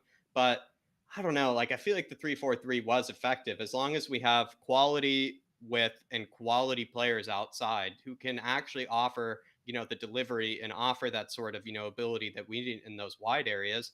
And I feel like we don't need a James Madison as much, but potentially with the way that we played today, we do. Maybe we do need a bit more creativity, a bit more kind of, I would say top quality, through the middle, because I don't think James Madison is world class by any means. I would say Sergey Milinkovic-Savic would be more of like a world class midfielder that you could bring in. But with Madison, you are getting somebody that can get something out of nothing and do something out of nothing. And that certainly is what we're probably looking for. But that No, was the last. 100%. Look, Yeah. Sorry, Dave. Yeah. yeah, look, I just want to add to that quickly. Look, Madison and a centre back would, for me, be 100% perfect window. Right now, we're at 80%. And don't get me wrong, even if it closes, I will still sit here and say we've had a very good window because we have.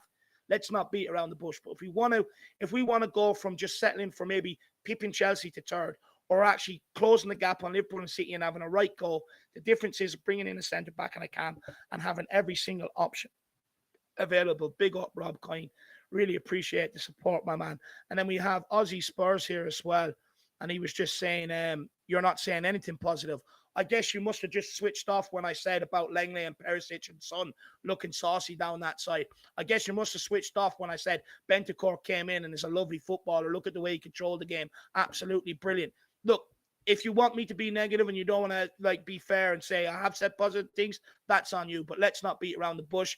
I guess you just chose not to hear them. But there it is, everybody. That is the end of the watch along here. I'm not really too much sure what else I have to say because we also have plenty of content coming up this week. I mean, I am going to be a busy boy, everybody, over on Flat Cap as well as this channel. We're going to have, Premier League table predictions. We're going to be, doing the fan show, which I want to be a long one on Monday, everybody. I want that fan show to be long, Dave. I want to be up till, 2 a.m. Dave's time, bringing all the predictions when it comes to this Premier League season, when it comes to Tottenham Hotspur. So everybody do grab that membership because Monday we'll be going as long as you guys want us to for that fan show. We also have plenty of content coming up. We're going to be doing a predicted lineup series over on this channel. Stats with Jack is coming back next week. Honestly, it's going to be a busy week for us, Dave. So I'm not really sure what else maybe we have to say. Perhaps, hopefully, we can brush this off. We're going to still be chatting about it, I assume, kind of come the Monday fan show. But maybe, I don't know, Dave, maybe, verify me here. I mean, plenty of content I know is going to be coming up next week. We are going to be busy. We are going to be busy. We're busy, boys. Look, make sure you stay tuned. If you haven't smashed the subscribe button, we've got a big week ahead. Monday's all going to be about people's expectations. Player predictions as well. Who you think is going to be the player season, best signing of the season. Where do you think we're going to finish? What do you think will be a good season? So that's going to be Monday's fan show. Be very, very interesting to see what people's expectations are after having such a good window going into the season. We'll also be kicking off a brand new show this week, guys, where it's the boys in green talk Tottenham, and basically it's going to be the likes of Philip, Paddy Harnett, who you see in the chat, Brian C. Socrates, Dermot, myself, Adam William Cale, Ollie Freeman, absolute legend. So there's going to be plenty of us rotating. We're going to be doing one of them a week as well. And we've got loads more coming out next week. Predicted lineups completely changed the way they look. Just wait till you see. All I say is give us a chance, click on it and have a look. You're going to be impressed. The new format for Stats with Jack, going to be absolutely brilliant. Exciting week ahead. And hopefully you guys can enjoy the content. And maybe at the end of the week, let us know whether you've liked it and what we need to improve on. And let us know what you want to see more of, guys. Don't be afraid to demand for more from us at the end of the day. We're always looking to improve, to be better, and to satisfy you guys that are tuning in and helping support us. So let us know what you want to see for as well. Don't be afraid to be demanding like I am of the players. Don't be afraid to be demanding. Absolutely, Dave. Really well said there. Well, that'll be all for now, everybody. Like we said, catch us Monday, potentially maybe some content tomorrow. Who knows? We always are going to try to put out the daily content when necessary. And as David said, lots and lots prepared for next week. We're going to be busy. So make sure to hit that notification bell to the Irish Hotspur. But as always, everybody, no matter the result, come on, you Spurs. In Conte, we trust. Come on, you Spurs. We will be In seeing Conte, it. we trust. Let's go. Let's roll on the start of the season. I'm excited.